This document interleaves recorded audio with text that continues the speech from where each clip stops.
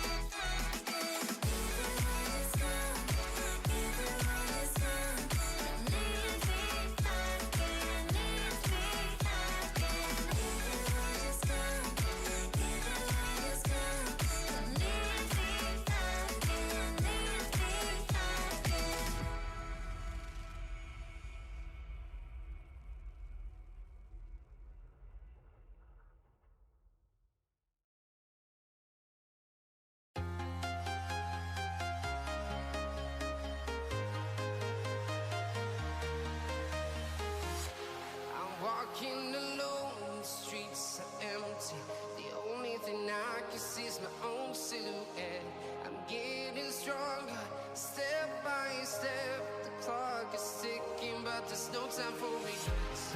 I've been flying from town to town, from London to Taiwan. I've been all around the globe trying to protect your soul.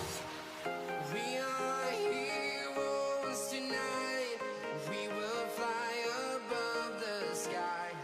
We are heroes tonight. Yeah. We are heroes tonight. We will fly above the sky. We are heroes tonight.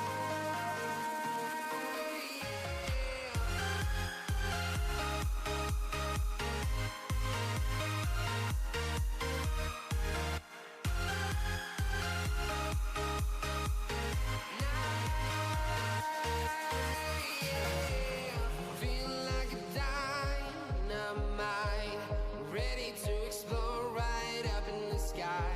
I need you to listen, I need you to hear, and don't show any fear. I've been flying from town to town, from London to Taiwan. I've been all around the globe trying to protect your soul. We are heroes tonight. We will fly above the sky. We are heroes tonight. Yeah. We are heroes tonight. We will fly above the sky. We are heroes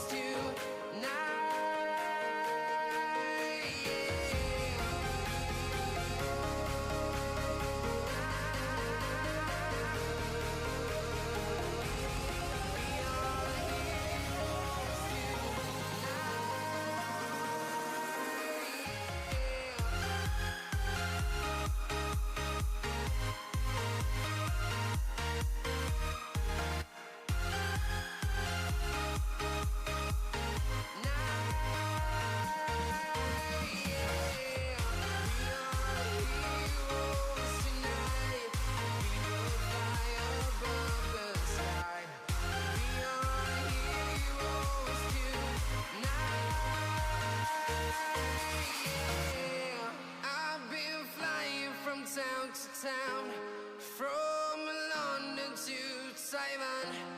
I've been all around the globe trying to protect your soul.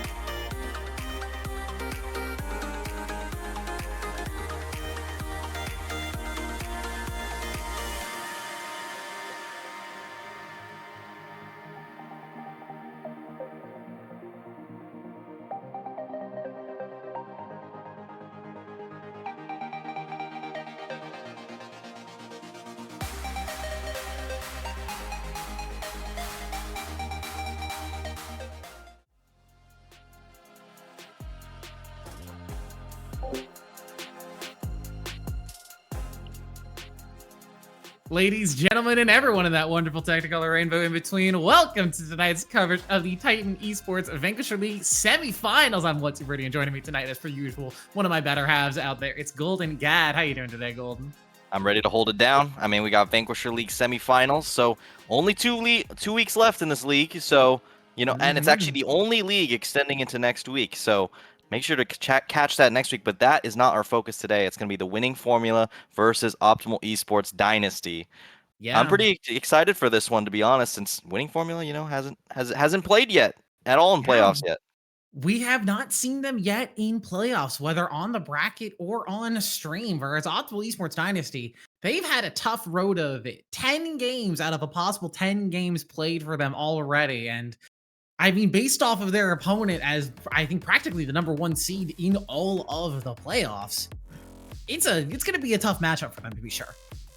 Yeah, they're coming in as the 12th seed of the entire 16-team bracket when the playoffs were first generated, so they are really going to have to climb this mountain if they want to take that trophy. But so far, they've shown up. They beat their previous opponents 3-2 both times, so they've had a lot more of a tenuous road. And when you think about traditionally in tournaments, like a lot of the times that whoever has the more reps in generally performs better, but the winning formula was so dominant during their regular season. So it's kind of like, does the buff of playing more games outweigh the strength that winning formula we're showing? I mean, that's what we're going to be able to see today.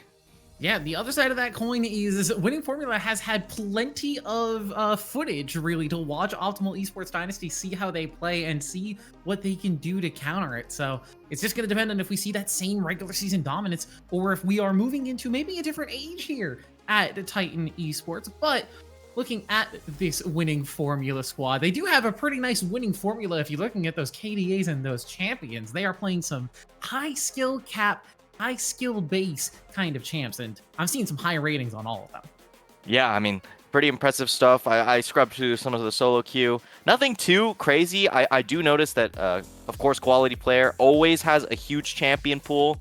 Has been playing a lot of variety as far as dive champs or even some AD carries mixed in there in mid. So we'll see what they end up pulling out. They were always a kind of unique team that has a lot more flexibility than some of these other teams, and that's kind of what put them on the board. Yeah, and on the other side of the rift, it is a team that we have seen plenty of times here. It's Optimal Esports Dynasty, and again, they've had a bit rougher of a time getting to this point, but the fact that they've made it this far is a testament to how good this team can really be, even rated at 12th out of that total 16 teams. Yeah, and this team's a little more scrappy from what I've seen. I looked over the last best of 5 they played. There's one consistency throughout their entirety of every game they play, is that QERW will always be on a tank. That is like 100% of the time. That's how they like to play it. And their percentage ratio of playing mages bot is also considerably higher than some of these other teams in the league. So expect that kind of variance. And I guess lane dominance, since that's what mages really afford when you come out of Optimal Esports Dynasty here. Yeah, the mages in the bottom lane also sometimes means that your support can just sort of roam up and out of the lane. You could say, hey, you're playing like a Ziggs down here on the bottom side, so you can just sit back, farm, take teleport, enjoy your time, and it allows QERW on those tanks, oftentimes on those engages, to play with the jungler, play with the mid laner, get those side lanes ahead, and look more towards those solo lanes. We are still on patch 14.23 here. Not a huge amount of changes on this patch overall. Quite a few sizable nerfs and a couple of buffs. I think the biggest changes are to those items. But it's a fairly small patch overall. I don't think we're expecting to see anything huge shift up here meta-wise. Yeah, anyone who got adjusted, still playable. I've seen Smolder, I've seen Aurora in these games. Still looks very powerful regardless. Definitely still has some win conditions there. And even the champs that got nerfed really still present in the meta. I don't think anything has really shifted much off of this patch. Yeah, Caitlyn's not going away anytime soon, especially I think now with the way that Yuntal Wild Arrows is creeping up in terms of priority as just an AD carry's dream item.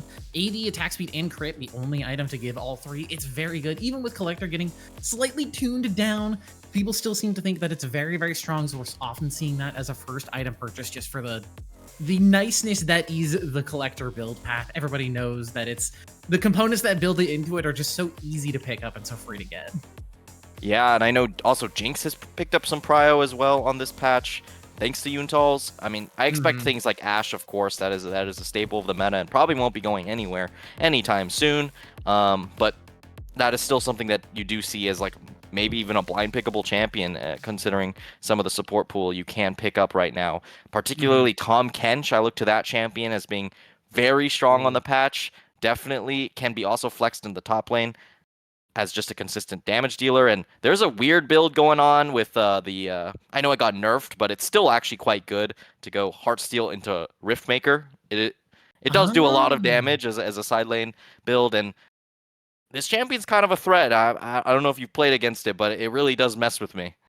I'm gonna be honest, I can't remember the last time that I've seen a Tom Kench in a game that wasn't ARAM. And even in ARAM, I feel like I've still not seen him very often. Yeah, But maybe we'll start seeing him around a little bit more I think often that's with for the some of best for you. yeah. I mean, look, in the bottom lane, I love Tom Kench. When he was first released, nightmare to play against. The fact that his ultimate was a basic ability, insane. Truly insane. I do not Riot, I love you, but I don't know what you were thinking with that one. And the old ult was insane, even more insane Yeah, actually. yeah, it was. The mobility on that thing was absolutely nuts. But we're not here to talk about old champions. We're here to talk about potentially some new champions. Both of these teams are playing for the opportunity to get into that finals next week. And if you are here looking at the title of the stream and saying, hey, this isn't the ID Civil War semifinals I was promised, what's going on? Well, you can hop on over to the second stream, Titan Esports 2, where you will be seeing that stream located over there. So, just in case you're wondering, we've got a second stream going on. I think they've already been in game for a little bit because we got delayed. Teams needed a little bit of extra time to get everything together. So that stream will already be going on. You can go and check them out. But we're hopefully getting into draft fairly soon here. We're just waiting on a couple of things in the back end, players to get ready, etc. We do have we had an idea for something to do when we had a little bit of extra time, but I don't know if we have enough time. But what I wanted to talk about, we do this thing with the production side. Kiss Mary Kill. Oh It's my a new god. thing that Titan has done a lot. And I just, as a little preview, I want to say, Golden, you were the only person on the entirety of the broadcast team to not kill Shaco. I'll have to ask Uh, you why later. I'm gonna have to keep you on that, but we are jumping in here for the first draft. It's Optimal Esports Dynasty, and it's the winning formula. Already, Xin Zhao banned away by Optimal Esports, first on that blue side. that's pretty standard. I think Zinjao's a pretty strong duelist jungler. We will get back to Shaco. I'm completely deflecting. By the way, Zig's also going to get locked in on the bans there. That's one of those bot lane mages that you'd expect Kush to run, so pretty good call out there to ban that out. Yone, pretty flexible. Not as much top flex as much as before due to the nerfs to fleet footwork in some of the previous patches, but still a very big threat in the mid lane. Provides a really strong structure and damage spread, especially. And then Seraphine, another mage. I feel like they're just going to target the mages. It's what creates the volatility in these games. Makes it so you can just leave that on an island with teleport, and they could just clear waves constantly. So it really does change how the game ends up getting played. Galio, another very strong structure mid that allows you to kind of play around, and then Skarner, very easy blind that you could pretty much ban out if you don't have anything else to ban out. Yeah, it's a fine red side ban. There are a couple of strong picks that I'm surprised got through, that Ashe being the biggest one, as it is just going to be first pick there by Optimal Esports. So no mage shenanigans in that bottom lane with the Seraphine and the Ziggs gone. They're not jumping down to something like a Syndra that we used to see, I think, eons ago at this point. But Ashe, still one of the strongest picks. Hui also has been rising, I think, in popularity in terms of that first rotation. Just the utility and the flexibility that he provides in a draft is so valuable for these teams. Yeah, and Hui could be flexed to the bot lane. That's going to be the Maokai. That's actually kind of a takeaway since Kurwa. I'm going to say Kurwa from now on, just for speed's sake. Always actually does play Maokai support, so that could be a little bit of a takeaway. Also, if they end up playing Jax, that could be flexed up into the top side as well. So seeing that is actually quite encouraging. Syndra going to get locked in here for I'm So Vile. Pretty good pick there, pretty solid. Gives you a lot more burst damage, and then there's a complementary pick of the Jarvan. So now you have a lot of pick tools. I'd like to see the comp reel back a bit, make sure you have the team fighting structure that you'll need, but besides that, that's a pretty good B123. Yeah, and with the Jarvan and the Ashe already locked in, Quality's just gonna say, hey, those are good enough ultis. Give me the Sylas. A couple of good ultis to steal already, like I said. But now moving into the second phase of bans, some of these tank supports I'm sure are gonna get banned away. I'd have to imagine that it's Braum plus like Nautilus or Leona, just one of these engaged supports that Ashe does tend to pair so well with. Braum does seem to be the premier one that people are going towards. The combination of those passives at level 1 is absolutely brutal to fight at any early stage of the game. Yeah, Poppy getting banned out is a pretty interesting one since, Jarvan does do traditionally quite poorly into Poppy, but I expect with the Sylas, they're actually expecting a couple more dashes to come through, so they just want to get rid of that immediately. Maybe an Mbessa would be what they're banning the Poppy for, is what I had to guess, but I haven't really seen this champion in a competitive environment yet, but Yeah. I know it is still a strong champion with piloted well, can still succeed, and it's going to be Viego, which also, can have some difficulty with that champion, so not too surprising, but that sets you up as for a very strong 2v2 mid. I'm not sure how it plays into Syndra Jarvan. I imagine you have to play pretty carefully and look for your burst windows, with caution, but it's at least a strong... Something else that I don't think we really went over is the fact that this Hui is going into the bottom lane. With the lock-in of the Sylas, that Hui loses its flexibility, and we're not going to be seeing a traditional AD carry because there's no Kindred. I don't expect that we're going to be seeing something like a Vayne top here. We are seeing the Volley Bear, though, for El Rushi up there in the top side. Unless it's maybe Jarvan, but I'd be surprised. And you were talking about Jax as a potential option for optimal esports with the flex of the Maokai, but Winning Formula instead says, hey, we'll take the Jax, and this is a very brawly composition overall. Yeah, I'm kind of worried for OED that I'm not sure if they have the damage to get through all these beefy boys. I'm not gonna lie. I think they're gonna have some difficulty because also the Sylas makes it hard for Ashe to play the game now that they have access to Jarvan and Leona ult. It means, hey, guess what? You're a mobile AD carry will be the target of every fight. Maybe Syndra even. So really gonna have to see Kush if he can actually, perform well and kind of outplay all the engage that will definitely come through. Point and click Maokai stun, you got the R to deal with it. Can OED burst a member before anything happens? Optimally, you'd want to burst the Viego, obviously, because that's really... Viego, when he's in the game, is a kind of win condition type champion, so, it's going to require some careful maneuvering here for OED, but I'd say the Winning Formula put them in a great position. Yeah, I think both of these teams have some very, very brawly compositions. I wouldn't be surprised if we saw some early game action from either supports roaming or junglers making something happen. Either in mid or top, I think with that Hui in the bottom side, it's going to be more difficult for Optimal Esports to actually get something going in that bottom lane unless they try to engage on the Maokai, but I wouldn't be shocked if we saw QERW or Helper just running across the map, playing second jungler in this game and just saying, hey, we've got volatile top lane with Jax Volley Bear. We have a volatile mid lane with that Sylas. So if we can get our isolated solo laners ahead, we're feeling like we've got a good winning formula to take this game. We've been hearing that a lot. Every time they're on broadcast, it's the easiest layup of all time. Yeah, so yeah. Get it in early and often. We got our one. Yeah. I expect more to come, to be honest, because I do think they actually do have a great draft in this first game. I think the Maokai actually made it much more difficult for OED to actually pick appropriate champions, since this is quite a denial champion there. So yeah, we'll have to see how it ends up shaping up, but it's gonna be a classic 5-point start here. No While we've got a second to talk here, I do want to point out Katenology on the Hui not opting for the teleport that I think is almost just guaranteed standard on these mage bottom laners. It's the cleanse, which I think shows a good amount of respect for the amount of CC that Ashe Leona has. It feels like cleanse is almost a necessity. And as we take a look at our pro comps draft score here, it's a fairly sizable win for TWF in their eyes. And we were giving praise to their draft early as nice little denial there from QERW. Not gonna be able to get the second ward, but hey, 5 gold is 5 gold.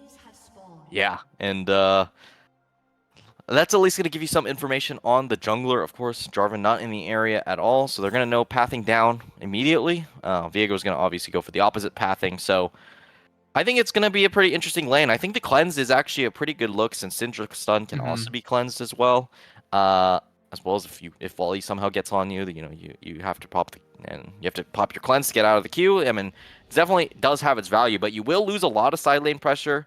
You can't just send your Hui recklessly into side lanes as you normally can. So I like to see how they play around it. At least they have a lot more comfort as far as vision is concerned, since they have the Maokai to back it up.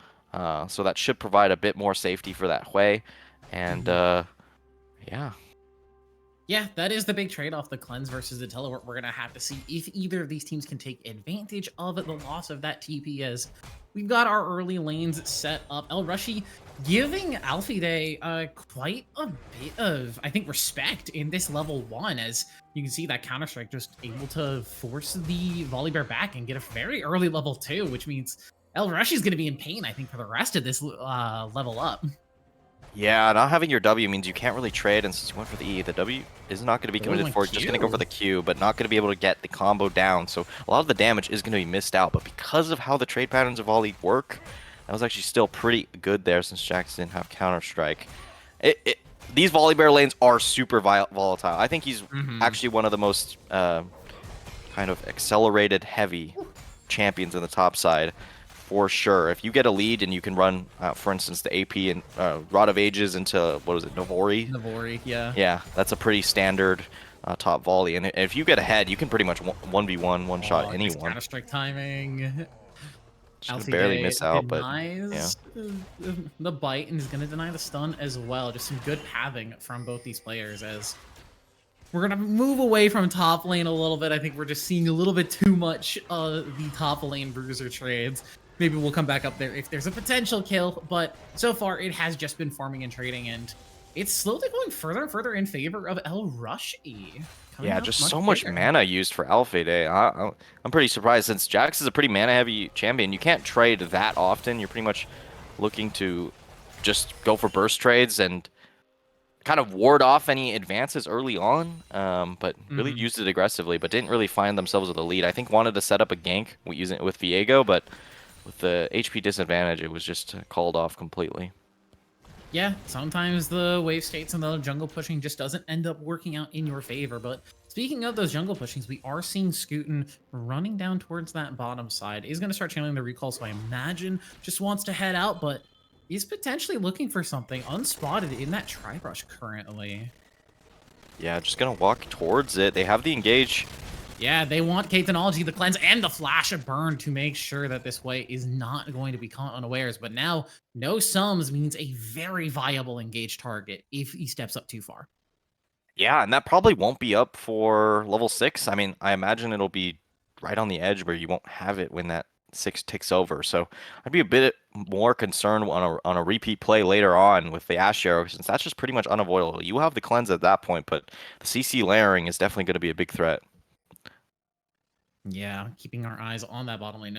Quality's going to get a decent trade onto I'm So Vile here, but now with Zohair in the bottom side area, just making their presence known, it's going to force everybody back, but Quality getting very low. A couple more auto attacks. Airy putting in the work, forcing the flash out of that Silas.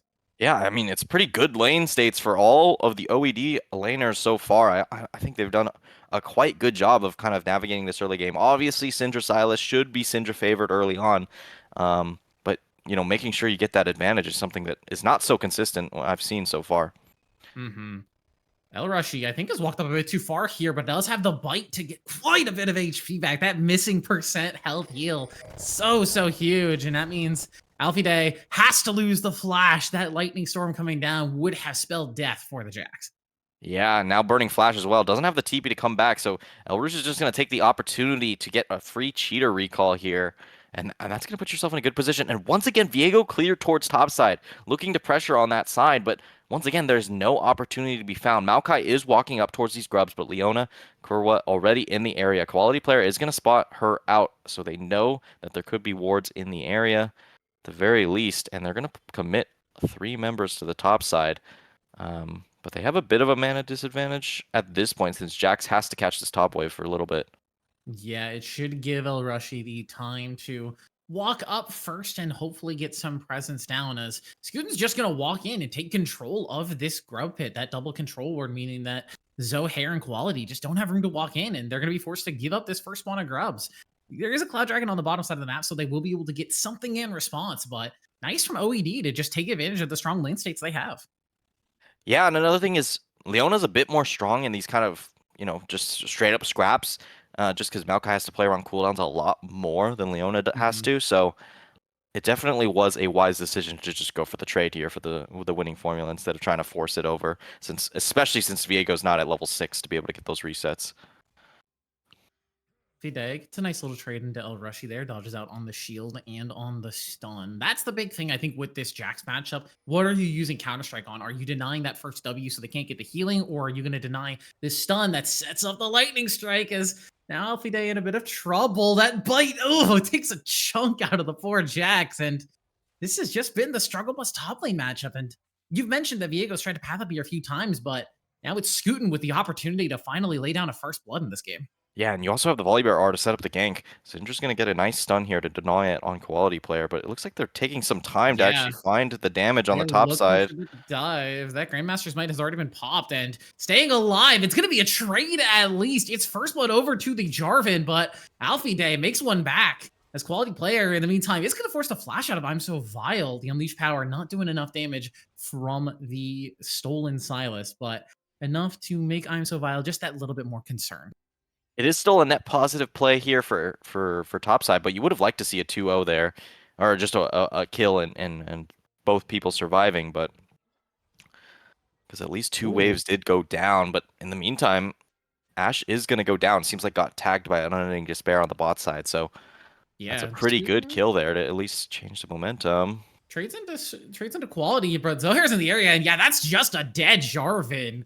Zohair being gifted over the body means that Silas is just gonna start free stacking. Yeah, this is pretty. I mean, this is a scary position to be in since you had such good lane states that you could rely on just a couple minutes ago, and now it suddenly all seems to have fallen apart. And we're gonna get a little replay on what happens in this top side here. As El Rush and Scootin are gonna go for a dive here. I'm pretty sure they're just gonna miss. It actually just goes for the Q on the damage, but the turret actually just goes the way of Volibear for a second, and then it gets trapped in the cage. He isn't clicking R to take down the wall. Oh, no. Scootin betrays his laner, but now we're gonna see what happened on that bottom side. We saw this part with a QEQW. Solo kill on the bottom right. QEQW. El Rush just took down Alfie Day. Yeah. Alfie Day does end up going down, but yeah, the Unending Despair tag execution, that's just the end of that on the bottom side. Yeah, a classic flash W on Maokai. Yeah, get outplayed, bro. Just bring cleanse. I don't know what Kudish was supposed to do with only barrier. Oh, true. Yeah, just bring cleanse. Definitely. Yep. Still gets tagged by the Unending Despair, so probably would have gone down anyways. So yeah, saves both summoner spells. Still has R, but now Kinology has both sums back up, so not gonna have to worry about that repeat threat due to that kill last time. So good timing there. Gonna be a lot harder for the OED bottom lane to look for some damage. And speaking of looking for damage, quality may have overstepped his bounds. The Cataclysm and the Unleashed Power comes down. They're gonna donate the kill over to Kush. Presses volley, says I'm helping, picks up the credit. Yeah, I like that kill for sure onto the Ashe. I said that they have some sort of a damage problem, and whenever there's a damage problem, it's always, in my mind, it can always be remedied by a strong AD carry, as they're going to get some damage down on Kinology. He's going to wait out the... Yeah, he's going to wait out. The Solar Flare, burns the flash out of K-Technology. So again, no summoners on that bottom side, but got 2 ultimates for it at the very least. Yeah, that was a pretty good play. I thought Leona might just keep walking forward and wait until the extra tenacity from Cleanse actually wears off, but... at least they got both summoner spells out, so that was pretty impressive anyways. We're starting to see some first items completed. Blackfire Torch down there for K-Technology. El Rushi already has that Rod of Ages completed at around 9.5 minutes. Already has that first stack, and it's only going to get more difficult, I think, for Alfie Day until they finish out that Triforce. I don't think they got the timing on that W, but it is going to negate the stun. And now with Helper and with Zohair in the area, this should just be one dead bear. Heartbreaker down. They're throwing everything at the bear, but no, Rushing is surviving quality from the back with the Cataclysm. Says thank you very much and jumps the heck out of the turret range just for good measure. Yeah, 4 kills going over. Scootin wants to find some damage. Just going to go for QE, find some nice poke. EQ instead of QE, so Scootin does not get the engage, but... maybe not one they wanted to take, because now we've got a 4v3 here to try and battle for these grubs. Maokai ulti is going to force out a lot of the members, but it's still going to catch quite a few. QERW goes down, Scootin forced on the run. And that means OED forced to just back away from these grubs and will not manage to pick up 6. Yeah, Scootin kind of looking to maybe go for a steal there, but it's just too risky. Not going to actually commit for it. Silas forced the TP towards the bot side and make sure to catch this wave on the bot side. Maybe even just take down Kush. Doesn't have the ulti, but does have quite a few dashes, and Kush is playing in a mobile AD carry. Doesn't have first item completed, but Kush is happy to trade back. Lethal Tempo is a hell of a drug, and now Quality has to be careful. And Chainer Coastal Arrow, there's not enough tenacity on Quality. The barrier, the flash, everything used, but Kush will find the solo. Yeah, and that's a TP you kind of wasted, and now you're still going to get the crash on the bottom wave. At least it's stalled enough for Viego and Maokai to be able to catch this out, but that is going to be a little bit of a misplay there from Quality player. Maybe thought had ulti, but maybe just the timer was slightly off, so actually just going to go down there. So now Drake is up. The extra time from the reset on Ashe might make this an actual viable 3v3. I don't think Scootin wants to be here. Yeah, has to lose that flash because they use that flag and drag to get over the wall. Now doesn't really have a way to get back in, as we've got a trade up there on the top side as well. Rushing in Alfie Day, just making lives interesting for each other. Dragon already down to 2k. Solar Flare in, the stun is onto 1. It's a massive wombo combo. They'll shut down Zohair, but it'll be traded back for QER instantly. And now Scootin, the one in trouble, as K-Technology with a little blast will pick that one up. Now, no smites available on this Dragon Pit. It truly is anybody's objective. Vile and Kush are trying to get in here to look for the potential pickup. Helper very, very low. Stolen Ashe Arrow is going to be used immediately onto I'm So Vile, and that's going to be a dead Syndra. But the Syndra's going to get the Dragon after death with a nice ball. Quality will pick up Kush in response, but what a steal from the OED mid laner. A little postpartum there for the Syndra there. So I mean that's pretty impressive either way.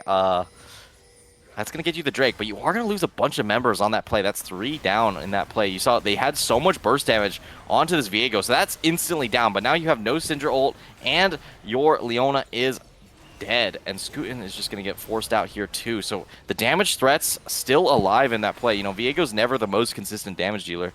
A lot of burst and big win condition kind of champion, but this is a pretty good sequence either way. They successfully bait out a lot of the CC, but with Asher coming down, Syndra just wants to find the dragon. Just going to go for one last Q on it. Oh, WQ. Gets the nice smite away. Well, not smite, but effectively same idea. And then Kush unfortunately gets chased out. Maokai ult. Get outplayed again.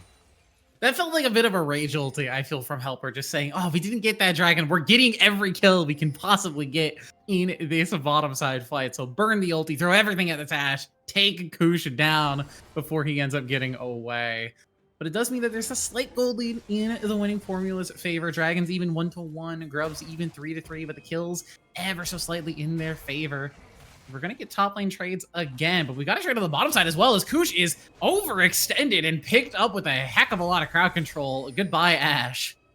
Yeah, that's not exactly what you want. They're going to force out the bot lane as well, so a bunch of waves are going to get denied on that side. I think this is pretty concerning. Mid lane actually also getting taken down. Ooh, flash away from Vile. The dash in with the Hextech Protobell Ignite ticking, but it's not enough. Vile gets to walk away as now the trade back at the top side. Alfie Day is in trouble. Flashes away from the Stormbreaker. The turret disabled. No help for the poor Jax with no help, no mana. And now with a Leona roaming up just to say, I'm helping. The Rift Herald picked up as well as the Lightning Storm comes in, but Urashi gets gifted the kill. Nice play from the OED top side.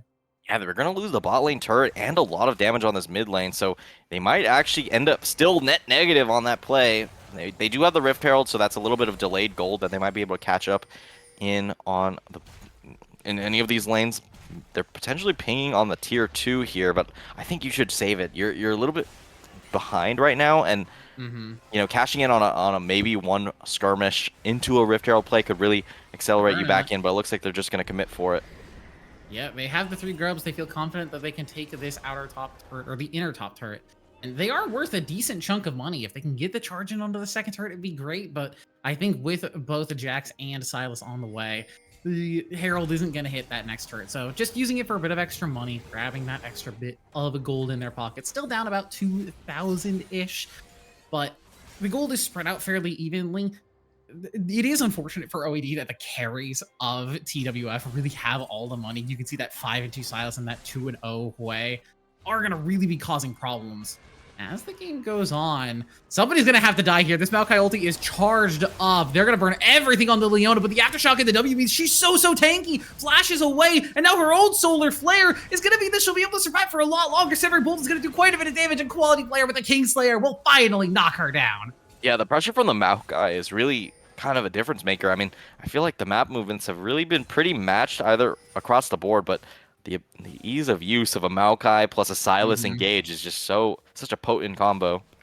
Yeah, in games like this, Maokai Ultimate really is just someone is going to die. It's just a matter of who and how long it takes. Helper really being a big help for TWF in this game. 8 out of 11 KP, making it happen for the squad, and that's what you want to see out of an engage support.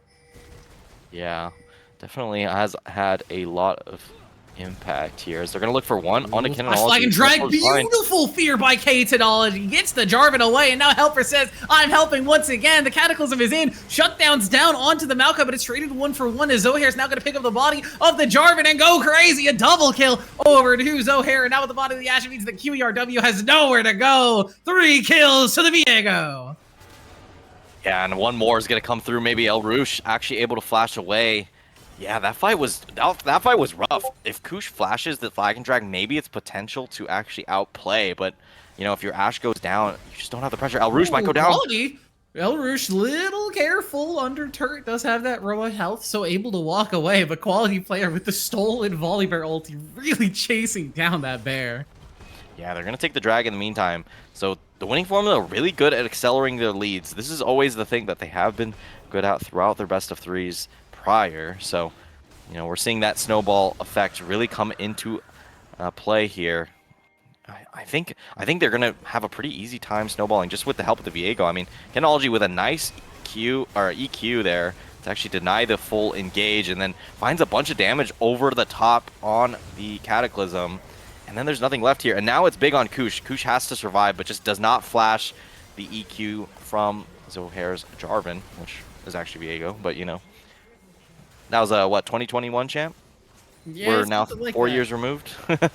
Don't remind me. I feel old. In my mind, Viego's still a new champion. That champ is new. Like Alawi in my head sometimes is still a new champion. I have to remind myself that she's what, 8 years old at this point, and yeah, Quality did a little jump scare onto El Rushi here, but just didn't have the damage to follow up afterwards. But you know, just gotta make the enemy team scared. Let them know you're willing to make plays like that. As I'm seeing a forbidden book picked up by the Sylas. 13 stacks on that Medjai's now.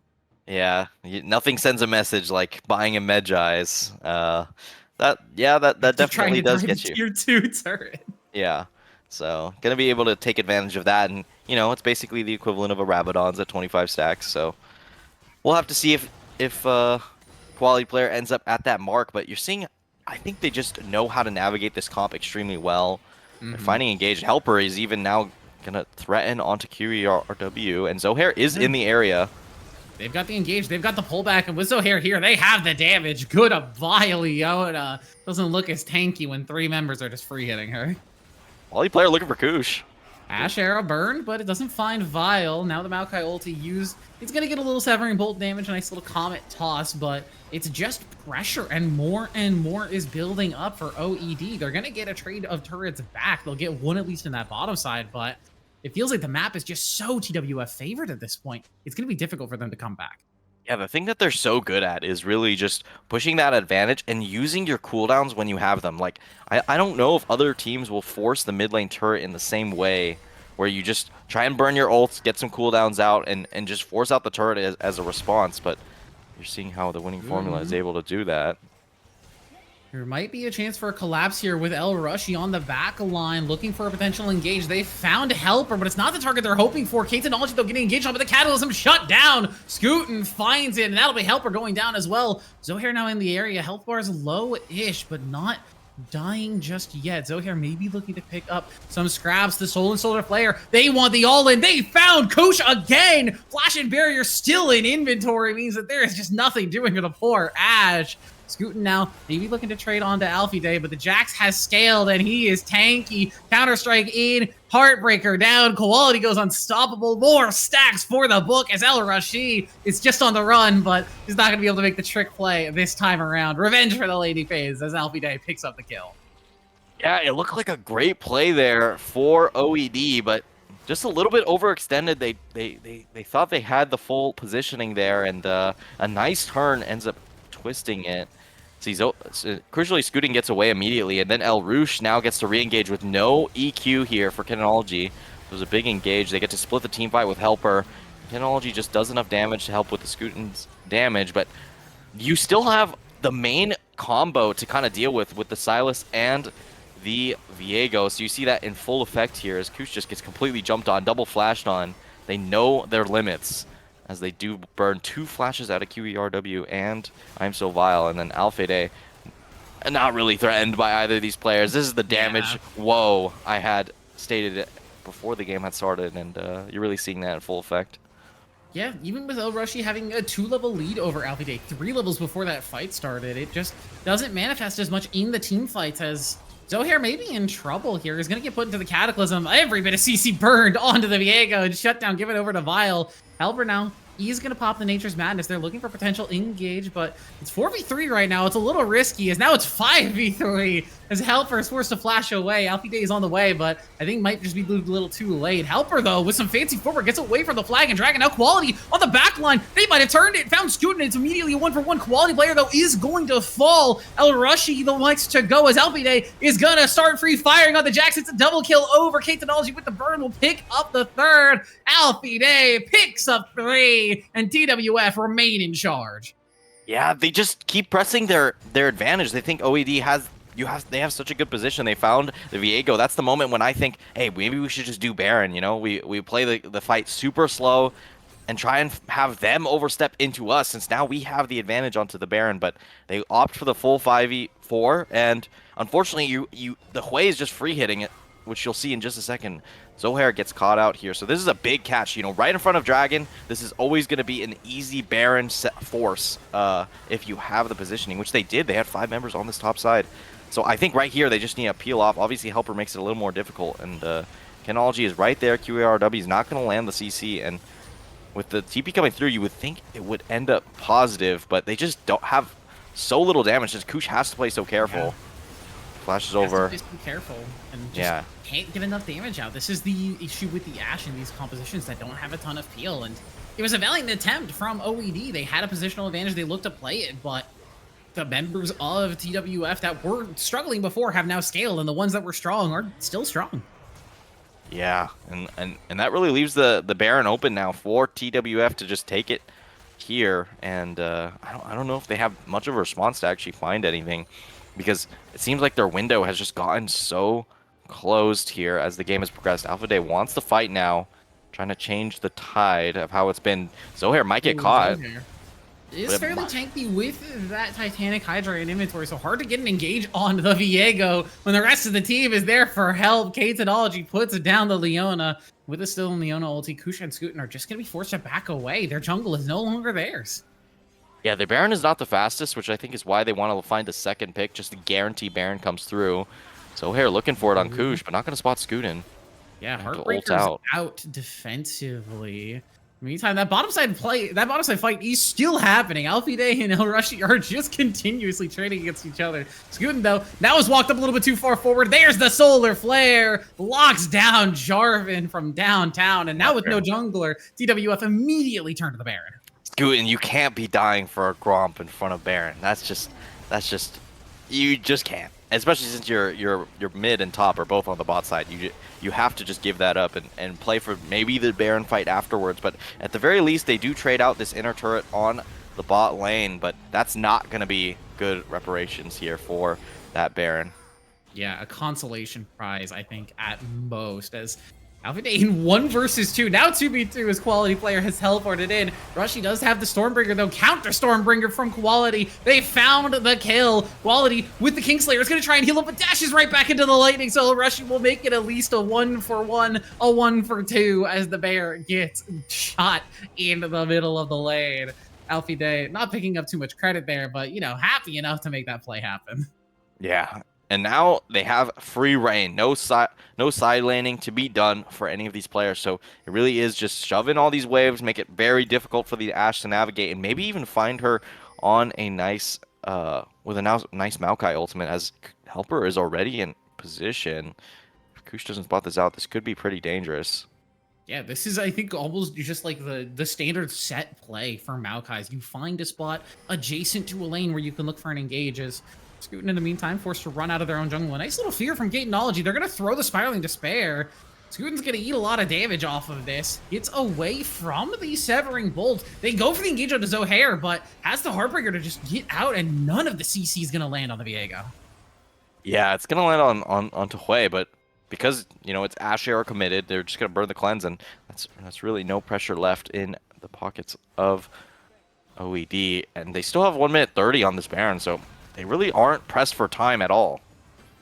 Yeah, they have plenty of time to just continue the siege. In the meantime, Alfie Day also found a bottom lane turret, that inner turret down. Another one goes in their favor of TWF, and their lead just expands. 8,500 gold up at just around 27.5 minutes. I'm so vile.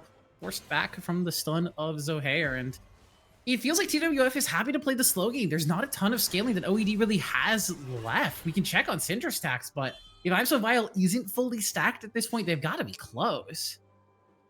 Yeah, I mean, for sure. I'm not sure if I saw it. I mean, the ult did go out on Silas, which is pretty much full HP last time, so I'm not sure if the Syndra is fully stacked, but I'm not sure if it really matters at this point. I don't think you're one-shotting anyone. One stack away. And the extra stack does mean that little Rabadon's mini passive is going to come through, so it will be a big spike for I'm So Vile, but I don't think your Syndra getting that last stack is really the key factor to winning you this game. Going from 500 AP to 567, it's a buff, but it's not a game-winning one. Yeah, the only way you really win this game at this point is you need to find a nice series of picks. Kind of perfectly sequentialized, as they're going to look for one at quality, but it's just going to barely go wide. El Rouge now trying to find quality on the backside, has the blast plant to get over the wall. Yeah, they have vision on the Silas, but I don't think it's the trait that they want. Is now Alfie Day is just happy to move right in onto Scootin. Now rushing quality, trading on the bottom side of your screen. Solar Flare lands, but it's just onto Alfie Day. It's not the target they want. Scootin down so low that Severing Bolt does so much damage. Rushy trying to get some work done on the backline, but you're 1v4 as a volley there. In the meantime, Alfie Day is 1v4 as a Jackson is having a much better time. Makes it a 2-for-1 overall. Alfie Day giving his life to make sure there is no jungle steal coming through this day. Yeah, and you know how I said how they're so tanky? Yeah, Ocean Drake's not going to be helping with that. Zohair wants Kush, though, knows no flash. Oh smells blood in the water. Brutality from Zohair. Doesn't even need to be there to finish off the dragon. QERW flashes away, but Maokai W is a point-and-click ability. Helper, tank it up. Zohair is going to immediately pick that one up with the Heartbreaker, and Helper still alive. The seeded play lands. Heartbreaker in. Zohair having a fun time inside the OED base. Yeah, Ocean Soul also secured. I think this one's pretty much lights out. I don't know. It would have to be a pretty monumental throw here from the winning formula to actually give the space afforded to OED. So I think this is a pretty shut and done case, but obviously crazier things have happened. I think I've only really seen one team with 10,000 gold and a soul lose, and the team that I'm watching right now is not named G2, so, you know, they've got better odds of winning this game. Oh, that's I know you love your shots at EU, but that one's just dirty. You know, I think a crucial thing is, you know, Alpha Day just has a lot more pressure because you're not dealing with as many tanks on the side of the winning formula. And yeah, Scootin, yeah, just you spot the 80 carry, no flash. You're a full speed volley bear. You're rolling over that target. And a nice extended chase here. Obviously now you have the power of an 80 carry, so just gonna shred through that Leona W and make it a nice extended play here, and even get Syndra's Flash as a nice consolation prize. Yeah, this is what happens when you start to get so far ahead as these champions like Viego's. All you need is one reset in a fight, and you go unstoppable, as Zohair just did in that side lane. Now 11-2 in game 1 of this series. And OED were warmed up, were practiced, they were ready for this, but TWF just feel like they're the better team in this game 1 today. Yeah, their identity just feels very powerful.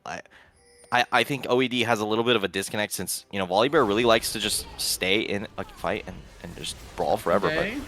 But Getting today. CC does have the Stare Axe, but will eventually be bursted down. I'm So Vile gets that execute off with the Unleashed Power. So they'll get one, but they're going to lose 2 turrets for it. 2 inhibitors now exposed. OED pinging to try and engage on this bottom side. They are looking for K-Technology and Zohair, but Scootin, you are engaging alone, and alone is where you will die. Zohair goes dominating, and now another Soul Leona ulti means the quality just gets to free swing the chains. A double kill over to the Viego. Make it 3, why not? Zohair looking for more. El Rushi tries to get an engagement, but you're 2v4. I don't think it's the opportunity you want to find. Ocean Soul keeping the members of TWS sustained, and this should just be game 1, locked and loaded. Yeah, Roche doesn't have much of the tank. Just gonna ult the turret to actually deny that damage as well. Arush just nothing left in the tank, and it's gonna be game 1 over the winning formula in a quite dominant fashion. Yeah, the early game was a bit scrappy, it was a bit back and forth, but once TWF had a gold lead, it really just didn't feel like they gave it up. Yeah, that was an impressive game nonetheless, and I think even when you run these kinds of pick comps versus kind of these death ball comps, it's always when you find a pick onto the lone member that's not within this death ball, what is the cost? And in that case, the cost was your Nexus. Unfortunately, that was the cost. They spent a lot of their resources to get that pick, and then you don't have the full body of your CC there to land on that bot side fight, and that just means that you are going to go down. And you know, across the board, you know, at least El Rouge showed a pretty good performance here. That's someone you can rely on. I don't know if I'd rely on Volibear, very volatile champ, as I was saying before, and yeah, it just means like unless you're, I don't know, like 4K up, it's gonna be pretty hard, especially since the dive on the top side did end up failing. If that goes a different way, I could definitely see it really snowballing out of control. But either way, the winning formula, they drafted a nice solid 2v2 mid jungle duo and really played through it with the help of the Maokai there to supplement it as well, and it provided a quite easy experience, I'd say. Yeah, I think the big thing for me is looking at those bottom lane numbers. K-Technology just got to have really his pick of the field in terms of picks, in terms of damage, in terms of wave clear, whereas the Ashe in this game just couldn't find any influence. The arrows felt like it was more of Quality's ulti than the Ashe's, which is an unfortunate thing to say for Kush. Yeah, you pick a strong ultimate and they pick the Sylas as a response, and you know, I don't think they, you know, once the Sylas gets locked in, they didn't make it exactly easy for themselves. They picked the Leona, they picked the Volibear. These are also pretty good ults with pretty high AP ratios that are really going to chunk out your sole main damage dealer of your Ashe. You know, Syndra still does some damage, but you really need the Ashe to be shredding. That's just the reality, and that's going to mean that TWF 1-0 up on our best of 5 series.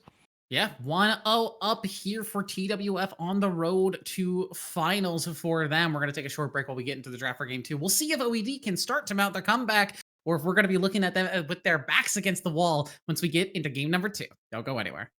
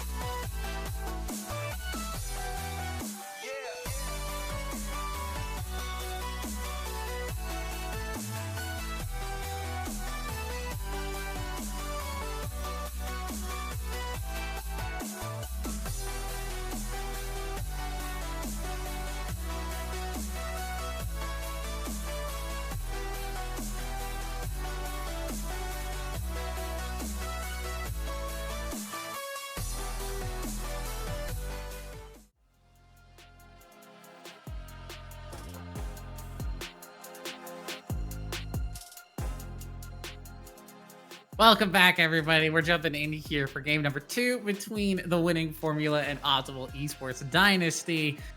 But before we get into that, I have to ask. I started this question line before last game. I'm not letting you deflect this time. You were the only person on the entirety of the production and the caster team that said not to kill Shaco. There were some very serious anti-Shaco lines. I think it was Slayer who said, punch Shaco into the sun, take the ash, turn it into diamonds, and then punt those diamonds into the sun again. So I have to ask, why are you kissing Shaco? Okay, so I put a lot of thought. I put way more thought than I should have, okay? Because to be fair, I perma-banned Shaco. Like, it's actually true. If you check my match history, I have banned Shaco for the last 50 games. Okay. That being said, when I thought about it, I'm like, okay, this is Nutcracker version of Shaco. He's like a doll. I can go for one peck and not get my face ripped off by a Kog'Maw, because I was always going to marry Maokai. That was the set in stone option. Marrying Maokai, I feel like, is the objective best option here. But you can give Kog'Maw a little smooch on his forehead. He's just a little guy. That's just not how I thought of it. I was like, well, I think we kiss. It's like, I got to go for the mouth. That's just how it goes. Also, I put up a line earlier today. I still stand by it. You know, the whole, like, keep your friends close, enemies closer. Shaco, basically my Joker. You know, you can't just kill him. He like gives me some sort of moral compass to base what mine shouldn't be, you know? It's like, this is the kind of champions I should like, because they are completely the antithesis of Shaco.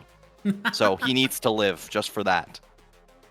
Damn, it's true what they say, ruthlessness is mercy. But enough talk about theoretical kissing and marrying. We're jumping into draft here for game number 2. Teams remaining on the same side, so Optimal Esports have something on the blue side that they really want to stick with. For the winning formula, they get to stick with their formula. They get to say, hey, we drafted well last game. We're going to keep doing the same thing. I imagine their bans probably won't shift. We'll probably still see Ziggs, Seraphine, and Skarner, maybe Ashe if they felt like it really was a problem. But the Silas was a great counter pick to that Ashe.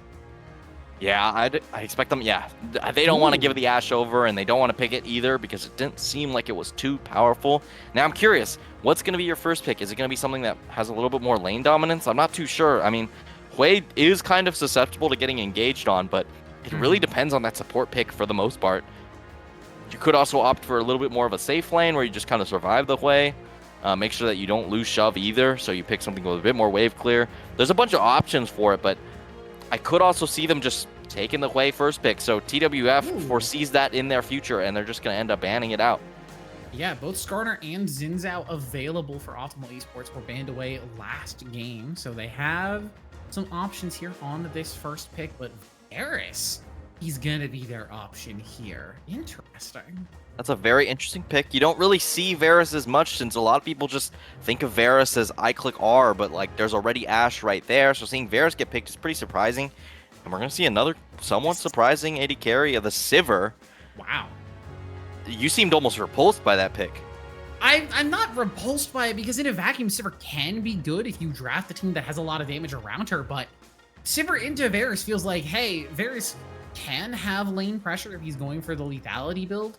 You're just saying, hey, whether you're lethality or on hit, you can have pre-level 6. It's all yours. You can have as much of it as you want. We're going to be seeing that Syndra again for I'm So Vile. I do like the Ahri with the Sivir. Again, Sivir ulti is a great enabler for these already fairly mobile champions, and Ahri's kind of the definition of mobility in that case. Yeah, and this is a pretty standard matchup in the mid lane, obviously. Ahri versus Syndra. Expect whoever gets the first CC generally to find the follow-up, and Xin Zhao, which wasn't banned in the last game, is actually, or wasn't banned this game, is just going to go straight through and end up on OED's pick side, and it's going to be a Vi response immediately. It's a pretty neutral matchup in the jungle. You can't really duel that well as the Vi, but as a 2v2, Ahri Vi is extremely powerful, and you already put yourself in a pretty good position with the Sivir, who is a consistent damage threat. I'm not too worried about that kind of identity of, oh, we have just too many pick characters. They're actually just going to diversify a bit, and this Ahri Vi is pretty much always going to one-shot anyone who's immobile. Yeah, REVI is a great jungle mid 2v2. We've seen it in pro play. We're seeing it here. It's just you pick one target, you don't let them play the game of League of Legends. We are seeing some more support bans though on the second phase, Poppy, Maokai, and Karma. But also TWF not liking Rushy's Volley Bear are gonna take that one away. And TWF again drafting people who are enabled by extra movement speed and mobility. It's going to be the Rakan saving counterpick for that top side for Alfie Day. Yeah, I'm not too surprised to see that saved up here, and it's going to be the Alistar. Pretty classic response into Rakan. Makes it a lot more difficult to find the knockup. And yeah, Sivir also gets counterpicked by that, so it's actually a pretty strong identity in the bot lane, and Varus is not an AD carry to be scoffed at, and we're just going to see a very consistent top laner here. Ornn back in the top lane. Expect scaling, expect to survive the lane, but I've seen this champion a bit more often, and it's just one of the more premier top laners, and it's actually going to be a Sylas top. Really? Wow, a Sylas top lane here versus the Ornn. I mean, it's good to steal the Ornn ulti, and you have enough pressure, I feel like, in the early levels that you're not going to have what we see so often on this broadcast of people disrespecting Ornn damage, level 1, level 2, and getting clapped by the brittle procs, but it's a... I don't know. I feel like there's not a lot of physical damage on the TWF side. You're relying really on Sivir and Vi as your big physical damage dealers. Ornn is already really good at building resistances and being so tanky, so it is going to be tough for them to actually get through this pick. They don't really have a tank shredder to be, like, there hitting Ornn. Sivir's already very low range, and being low range versus Zane, versus Alistar, versus Syndra, it's going to be a rough game for K-Technology, I feel. Yeah, and I think this Sylas pick is really, I'm going to survive this Ornn lane, I'm going to get out of it, and I'm going to have Unbreakable Will every fight. That's basically what it's picked for. Unbreakable, or I'm going to have Crescent Guard, or we're going to have Engage with the Call to Forge God. It's a lot of good ultimate options, but again, the thing that worries me is this lack of physical damage. You know, I've been playing a ton of Vi. By a ton, I mean literally 60% of my games, maybe 70, are just Vi. Wow. So I have some opinions. If I see a Sundered Sky Vi, I'm going to be upset because it's so vegan. I hate that build so much. I think it's trash. Everyone should be building Trinity Force IMO. Obviously, depending on the game, there are some melees in this game, but I don't think you're that worried. Generally, I'd only go Sundered Sky if I see a melee mid, but I'm not seeing one in this game, so please just go Trinity. It really fixes your damage portfolio as well. So I think this is my plea. This is my plea. I've been seeing it catch up in presence, especially with Halo Blades, actually. But Conquer is kind of what I run. Conquer, Trinity Force. This is a very solid foundation, and you could build pretty much any item after Trinity's complete, game to game. And whoa, I mean, that's actually a pretty even score. Still, I mean, just the slightest hair over to TWF, but I think this comp is pretty solid, and I think it kind of shows that the value of the Sylas and the Alistar probably is actually quite, a big factor. Hang on. What am I looking at here? Are we? OED is lane swapping. We're getting a lane swap here in Vanquisher semis. Scootin and now Rushy are going to clear out this Raptor camp first. They're going to force Zohair down to the bottom side of the map, and they're going to make Alfie Day's life difficult as it's just a full-on lane swap. Yeah, I guess they don't want to have the Sylas even be able to play the game, so they're actually going to go for a straight lane swap, and Ornn's particularly good into these lane swap scenarios, so now you've just completely shut out this Sylas for an extended period of time, as long as no shenanigans happen on the top side, and Vi also really needs these early camps to get to level 6 as quickly as possible to complement the Ahri here, and you're going to lose your entire top side, and if they play their cards right, they should be able to go straight down to the bot side as well and clear that up after the Ornn does TP towards. But they looks like they want to dive on level 3 here. Or level 2, excuse me. They have level 2s on the bottom, and QRW and Kush are ready for it. El Rushi is holding the wave. Scootin has level 3. Alfie Day, how's your fancy feet? How's your dancing shoes? They're not that good. They're going to donate the Kush over the first blood. Yeah, really well played there. Xin Zhao stacking Q off of the minions into an immediate WQ pulverize there from QERW. Gonna TP back, maybe looking for a repeat. I mean, it is risky. Very risky. They want it, though. He's gonna hit level 2, has that Kingslayer in. QERW tanks up the turret. Kush gets executed. It will be traded 1-for-1 as Alfie Day will find that, but A decent trade at the very least. It's a lot of denial for Alfie Day. Yeah, and El Rouge actually able to thwart off a dive on the bot side. Gonna go for a redive here. If Zohair tanks it, it's gonna be a little bit dicey, but they bait out the E correctly. A little early on the E, a little early on the flash, and now the Vault Breaker into the grand entrance. Rushy goes down, and Zohair finds the credit. Yeah, and has no TP since you had to commit it to actually find the farm on the bot side. So a good response here. Obviously, a lot more resources towards this. Ornn at least has a little bit more XP on the bot side. Actually, no, I guess now Silas has equalized it. But either way, they're looking to reap dive again before Ornn can hit the turret. And Xin Zhao's already clearing back up towards mid. So I don't think El Rouge is going to know that this is coming. I mean, you have to expect it at this point. There's no real more camps for Zohair to farm. Puts down the control ward, so he's going to spot out that Zohair is in the area, and he's just going to be forced to give up a lot of this wave. And this is sort of the problem with giving up into these lane swaps. You can see the plating difference here on the side lanes. It's already 2 plates down for K-Technology and Helper, and Alfie Day has not given up a single one yet. The extra reduction of damage onto those top lane turrets as Rushy again tries to get the E into the turret, but can't get there in time. He's under turret now with about half HP, has the potions ticking, but I feel the redive is coming, and Rushy, unless you're going to ding 3 on this minion, which he actually is, life is going to be difficult for this poor Ornn. Yeah, but the next wave is coming in, and this should be another free dive. Does have the E, though, so they have to be a bit careful. Yeah, Grand Entrance doesn't manage to find it. Rushy gets away from the Vault Breaker, but running back into the waiting arms as K-Technology will find that kill, and the 3rd plate goes over.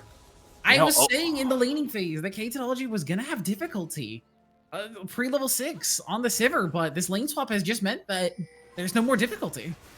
Yeah, I think OED just, they don't have the experience on the lane swap here. I mean, this is obviously a very, very pro-skewed strategy, of course. So knowing that you have to escort your top laner back into that wave is kind of, you know, harder to get knowledge. You really have to have your reps in to find it. And now they're getting collapsed on the top side.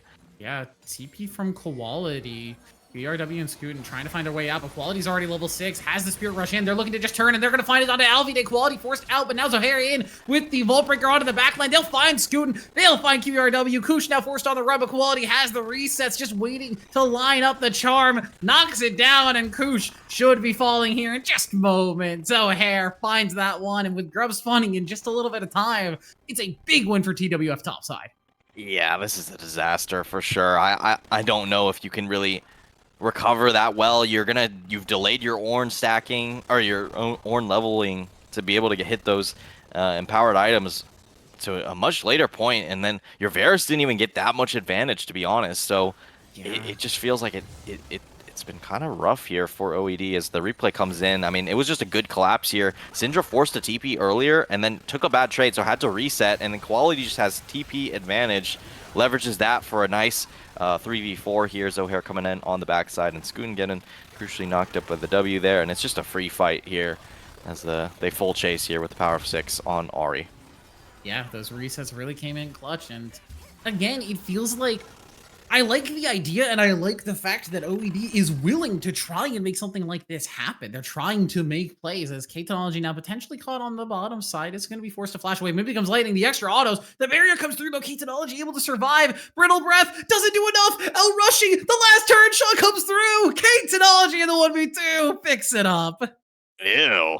I mean, that was a little sketch. I mean, Scootin obviously, and El Rouge just a little bit of disconnect. Definitely had the damage, but El Rouge wasn't confident in it, so just calls off the play. But in reality, that was a pretty free kill no matter what. So that is just not a good sign, and that's the kind of play that really just tilts you. I'm not gonna lie. So it's gonna be you're gonna have to go for a mental reset after this. I mean, if you're El Rouge right now, your game's pretty much over, and you're gonna have to rely on a little bit of heroics from your teammates if it's truly gonna come back in your favor.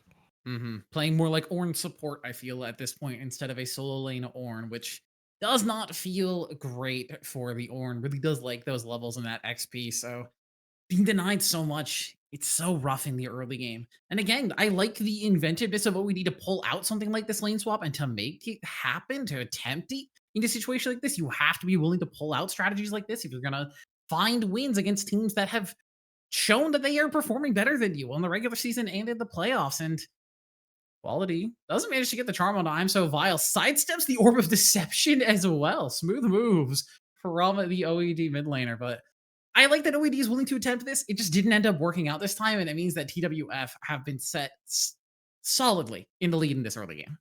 Yeah. I mean, it's going to be pretty tough. I think they're playing for kind of a mid-game spike with the Varus and the Syndra, but it's not going to be easy. And now Rakan is finding Scootin on this Raptor camp with Vi in the area. This could be a definite kill in just a second.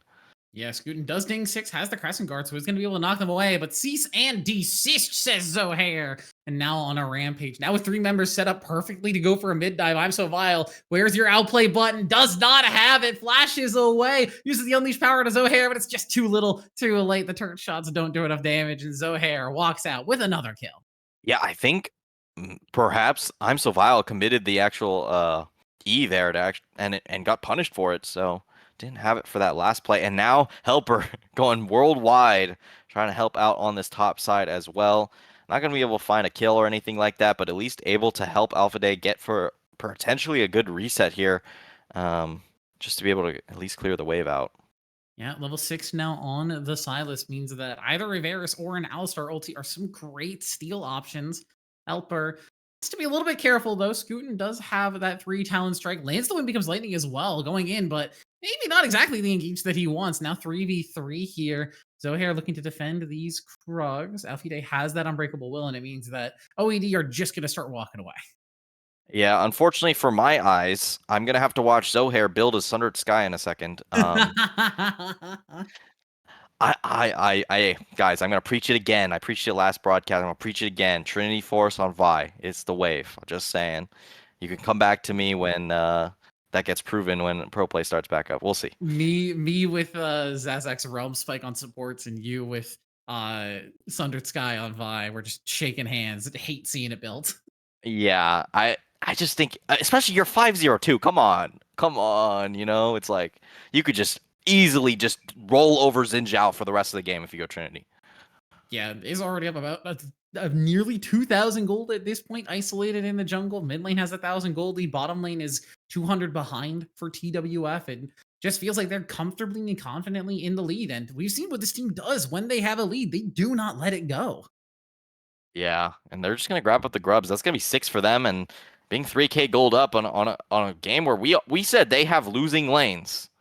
That should mean that they should just roll this game theoretically. And I mean, I don't know if they have good forces to stop it. It's really up to Varus and finding good picks on crucial players. Can you take down this Ahri if she ever engages with the pairing play with the Vi? Can you make sure the Silas remains shut down? I mean, both these top laners sitting at just over 40 CS. That's depressing, but They're not playing really top lane too in a worried. lane swap. This is what happens. Nice little unstoppable there. Alfie is going to stack up Conquer, but can't get much else done. And again, I have to question this lane swap for OED. I like the willingness to try these new ideas, but a lane swap to save your Ornn in a laning phase feels like not the right time to call it. You have Sivir Rakan where you're playing Varus Alistar. And speaking of the Varus and the Alistar, might be in trouble. QRW sidesteps the Vault Breaker blind. Is he going to be able to walk away? But it just feels so rough that this bottom lane that should have been ahead early, pre-level 6, being able to make trades versus the Sivir Rakan, never got the opportunity. Yeah, the thing is, I don't even think Ornn into Silas is that bad pre-6. I think it's actually quite good. You should be able to actually rival the damage that Silas can put through, and it really makes Silas's life hard. I'm just curious on the methodology. Obviously, if it was a harder lane, I would have expected it, but they're going to go for a gank on mid, and this is the freest thing I've ever seen. Yeah, that's Ahri Vi in a nutshell right there. You pick one target, they don't get to play the video game, and unfortunately for I'm So Vile, Z was the target that time, and just couldn't make anything else happen there. Yeah, and this lead is just going to keep on growing. I think the pick potential of a Rakan Vi Ahri is just immense, and they have good supplemental players with it as well. The only one who really doesn't care that much is the Sivir, and she's had a free time to scale now, and she's going to come back with that first item completed. So really completely on track here to be a threat in this game. Probably first item, for the Sivir is kind of just the necessity. Sivir hogs so much mana throughout laning phases when she's sitting in lanes for a long time, wave clearing as she does. It's your one stipulation that you need to go back for, and now with Essence Reaver, you kind of just don't have to. You can sit in the lane forever. Yeah, the Essence Reaver, I mean, they traded out the Sheen damage for infinite mana, literally infinite. I mean, you could use mana on every single rotation and you will always have it. You can press W on literally every wave, and you will not run out of mana ever. As Alpide and El Rushi trading down here. Scootin is in the lane again, but again, playing for the Ornn, who's already kind of struggling in this game. It doesn't feel like the right call for the Zen. Yeah, I mean, look at what you're seeing right there. El Rouge has no problem trading into a Silas, and they have similar items. Obviously, a little bit of a more accelerated item completion here for El Rouge, but that still just shows how the trading pattern's pretty favorable regardless. They're going to lose a top lane turret here for this dragon, but they're already playing weak side on the bot side anyways, so not too unexpected. They should be able to grab with the Rift Herald after potentially chunking this top lane turret tier 2, and El Rouge's back is also going to get canceled. It might just be a tier 2 turret down for free. Yeah, K-Technology is just having free time with 6 grubs on this tier 2 turret and is just going to continue the push. Quality player running interference against I'm So Vile and Kush means that there's just not a lot that they can do. Kush is going to get a Demolish proc on this bottom lane turret, so they'll get the objective bounty, but they nearly lost their outer tier 2 turret. Yeah, and I expect them to actually just re-dive on top at some point and just make sure that they get this at some point. I mean, shouldn't be too much of a worry here with the Ahri Vi in the pocket. They're going to go for the Rift Herald here, make sure that's secured, and then maybe even crack mid. And now the map's going to get even harder to play around. You're already having a hard time tracking this Rakan, and it's only going to get more difficult once mid does get cracked. Yeah. Truly, Helper has been so pivotal for TWF in this series, as much as it's been like kind of just TWF punishing the mistakes of OED. That punishment really a lot of the time has been coming through Helper, but now the engage going down onto Quality player who has the Spirit Rush able to get out, and Helper tries to get over the wall with the W, can't make it through, but does have the E, gets to dash away, has the second dash still in pocket. A nice charm from Quality, cancels out the dash from Scootin, has the Crescent Guard, lanes the way becomes lightning, snipe comes through for Kush. They'll find something, some shutdown gold available, as now on the top side, Zohair barely living in the dive versus El Rushi is going to drop the Herald and just say, hey, this turret is going down no matter what. Yeah, but now they're going to collapse on the Sivir, and the escape options are limited. If it's a Herald-empowered recall, yeah, Technology's just out. The Herald-empowered recall is very good. Yeah, good awareness there, knowing getting collapsed on, just immediately proccing that recall, and you even got the crash on the top lane inhibitor turret, so I mean, it's a pretty net positive play there, and they didn't really have to afford too much over to OED for that play right there, so I'd say pretty impressive stuff nonetheless. You give 1 kill over for a turret and a half. You end up getting out with all the members who took that turret as well. Zohair also managed to make it out, got away from QERW. It's just TWF feeling so confident in their play, and I don't think they were exactly prepared for the lane swap, but they managed to adapt to it fairly quickly and play around their win conditions very nicely. Quality player looking for Kush on the dive here. Doesn't manage to land the charm, so everyone will just walk away, but Kush getting very, very low off the back of that damage, as the grubs will guarantee that mid lane turret will drop. You know, you say that they didn't look that prepped, but it looks like they've definitely played in that environment before, because they knew that they just have to make sure that this Vi gets value out of just rediving this Ornn, and they stuck to that identity the entire time in that early game, and that is what you have to do. And it looked like OED didn't have the awareness, like, hey, we just have to make sure this Ornn gets slotted under the turret. And El Rouge also showed some inexperience, like, you have to just try and outplay these dives. You can't try and escape. That's never going to happen. You want to just try and find a 1-for-1 in every scenario. So, you know, there definitely was some experience there for winning Formula, which is very impressive considering, you know, I've heard that some of these teams just don't scrim that much, so they must have actually put in the time to actually learn that at some point. And we all saw it in pro play often enough that I felt like we all got the basic idea of how these lane swaps are supposed to go and what they look like, but in the end, it doesn't end up working out for OED. And again, I have to question the pre-level 6 winning bottom lane being lane swapped away from. It just feels so bad for Kush and for QERW, who have been such consistent players for this OED squad, who have really been those big carry performances and the like their own winning formula for their bottom lane just being played away from and being put into a lane swap where it allows K-Technology and Helper to just scale up and get to the point in the game where they have relevancy. Yeah, I mean, now they sit about 6k gold up, and you know, when you pick Syndra, you kind of need to be a little bit ahead. They're going to find Helper on it, but Zohair secretly in the bush here. Cease and desist available. They are just kiting back, though. They know that all 5 members of OED are here, and they have quality player up there in the top side just pushing away, so they're fine to just walk it out. Zohair maybe looking for something on the back line here as El Rushi is going to look for the Call to Forge God, but a nice sidestep from Alfie, and now with the Crescent Guard, it just means that none of this damage is going to come through.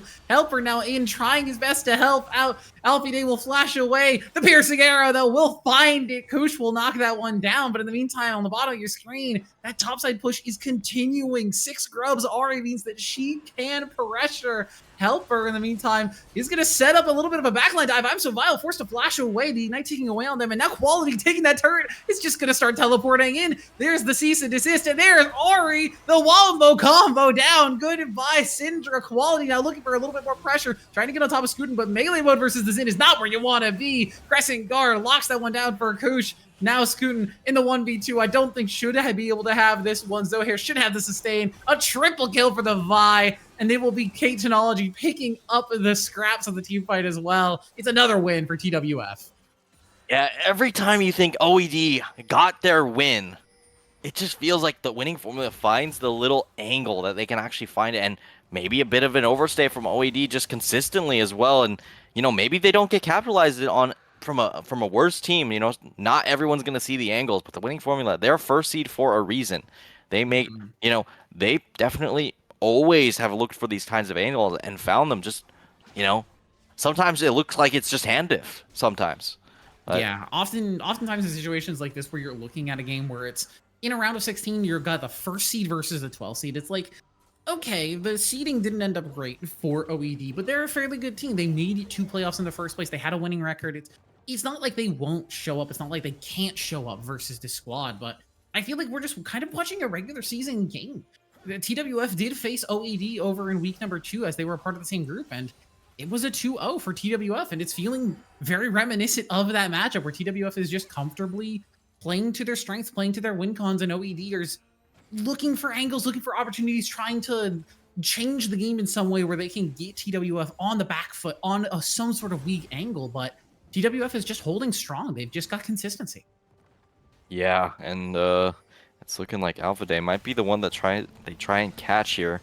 Ult's gonna come through. In again, the knockup there. Scootin flashes onto the blast cone to deny it from Alfie Day, but had the time to auto with the knockup.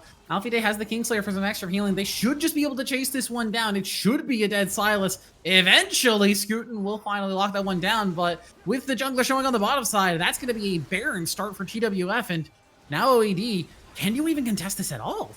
No, OED is going to give it up. I think this is pretty wise. You know, you just go for the cross-map play. You are never going to be able to contest this Baron, most likely.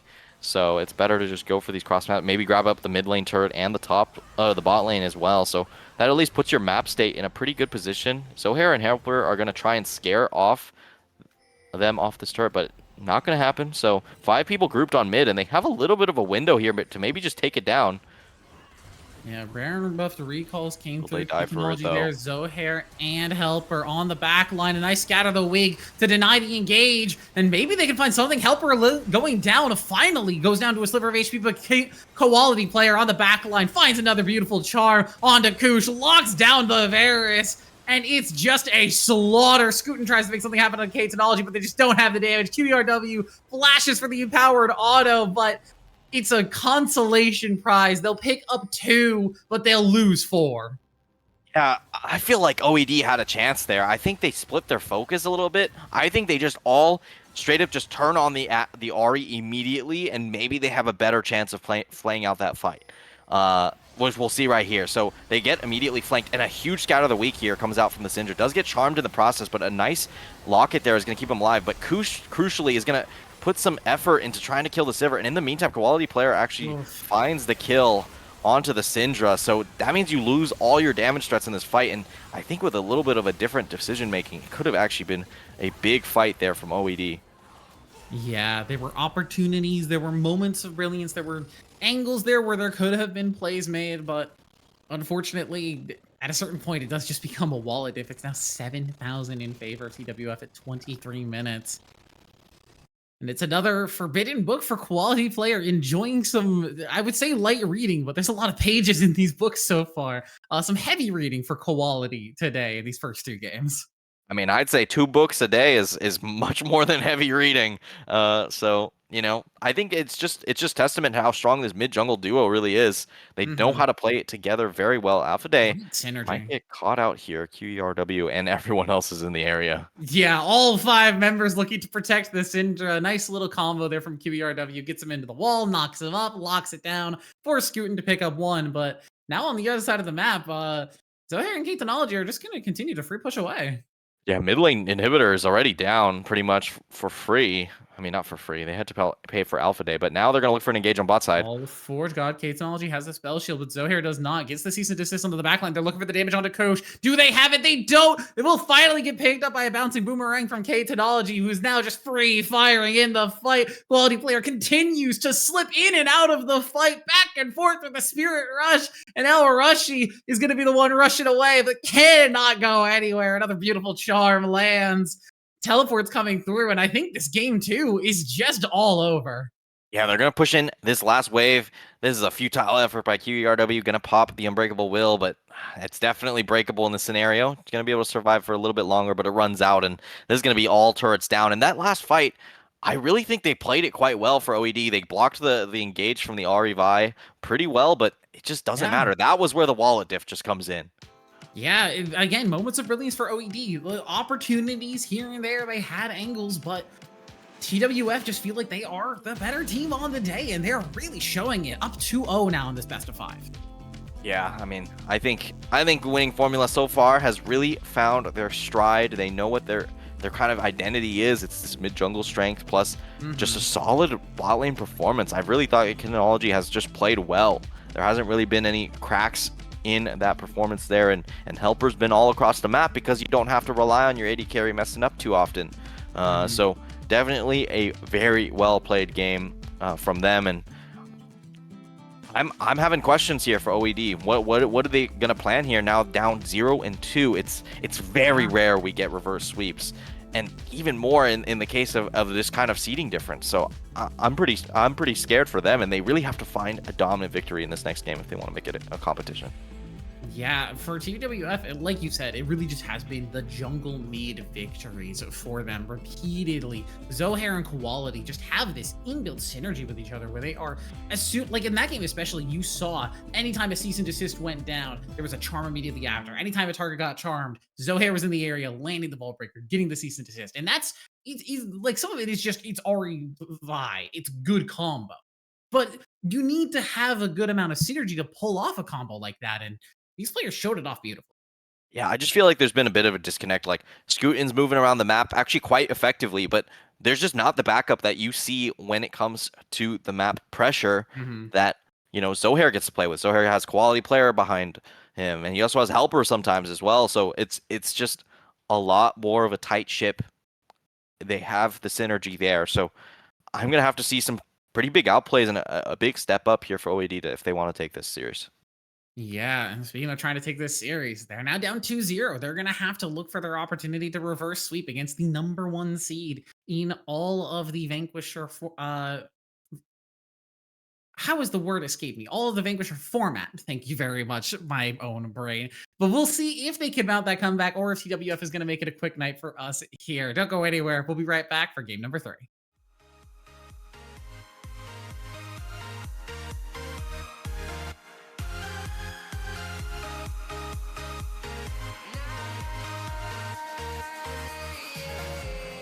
Feel like a dynamite, ready to explore right up in the sky. I need you to listen, I need you to hear, and don't show any fear. I've been flying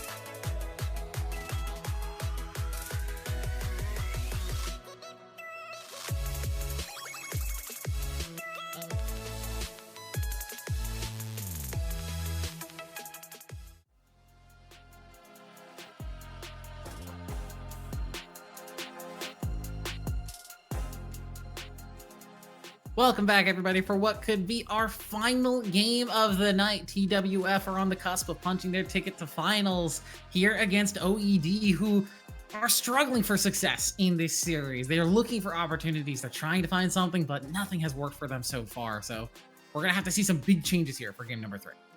Big changes need to come because they did not show nearly enough to inspire confidence to me that they can really come back in this series. And I think they have some windows. Sometimes they show that they have the proficiency to find some picks, but they really haven't won many 5v5s or even like heavier skirmishes that have gone more extended. They find the picks across the map, but a lot of the times it feels like the winning formula has been cross mapping or finding some value elsewhere, even when they commit those extra members on that side. So I don't know whether their setups have been just rough or they're just overextending in some of these fights and they're taking way too long. Either way, there needs to be adaptations to be made, and it really isn't that much time in between these games to really think about and let that kind of set in on what you're doing wrong. So I mean, it's going to have to be quite a clean performance in the rest of these games. They can't make many big mistakes, or else I feel like the winning formula will tear them right up. Yeah, and we've been seeing them punish these mistakes repeatedly, whether it's through the mid-jungle duo of Zohair and Quality or through the bottom lane roaming. Helper has been huge at making plays happen for TWF through the entirety of the series, and I don't expect that to change coming into game number 3. I mean, Zohair and Quality seem almost inseparable on the map. No matter what combo you put them on, they're able to make something happen together.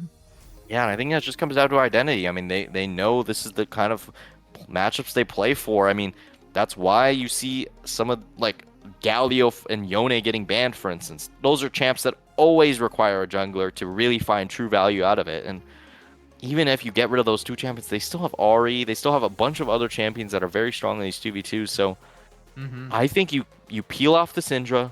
It's obvious, like getting focused like this in draft, where you have to deal with these very strong 2v2s. Syndra's not really that kind of champion. You kind of want to just let her scale up and find a rogue fight here or there where she gets a big scout of the week and then into an ultimate to get the secure on the kill, and then from there you kind of snowball. You don't want these high volatility games when you're running a Syndra, and they're going to remain on the blue side here for OED with the Ziggs ban as their first. I'm wondering if with the Galio ban, I'm wondering if Bans it's reversed? going to be, yeah. Not sure. I'm gonna have to ask Chris if they actually have not swapped sides. I think my camera just froze. Wonderful on that one. A great post for me to be looking at. Yeah, with Ziggs and Sirian, I have to assume that the sides have swapped here, right? Yeah, because I mean that is Kush's champ pool. So yeah, okay, we're swapping it it right now. TWF on the blue side and OED on the red. So something is changing coming into this game number 3. The Sivir is going to be banned away from K Technology, and now on the blue side, TWF are going to ban away the Olaf instead. I guess they're happy to first pick Hwei, so they're going to say to OED, like, hey, are you going to leave the Hwei up? You've already changed your ban so much. What comes through now? And it's the Hwei that's taken down. So Yone is available. Ashe is also available. They have options here. I don't know why you would ban the Sivir. It didn't feel like it was that oppressive in that game. It didn't feel like that was really the thing that broke the camel's back. But it's going to be the Ashe first pick. It was either going to be Ashe or Yone, but now you really need to make sure you lock up this Yone because you know that's coming in the next set of picks here for the winning formula, since they've been wanting it so badly. But they're just going to go for the Orianna. This could potentially be an Orianna Nocturne. It could be potentially with a Vi as well. Not exactly the worst matchup. Obviously, you could also go for the Jarvan, which Scooten has already played in this series. So there's a lot of options here, but they're going to slam Yone and Xin Zhao. Guaranteed, I think. Yeah. Yone Xin, Yone Jarvan, Yone Vi, they have so many options of junglers who could just lock down these two immobile carries. But instead, TWF is just going to lock in the Syndra instead.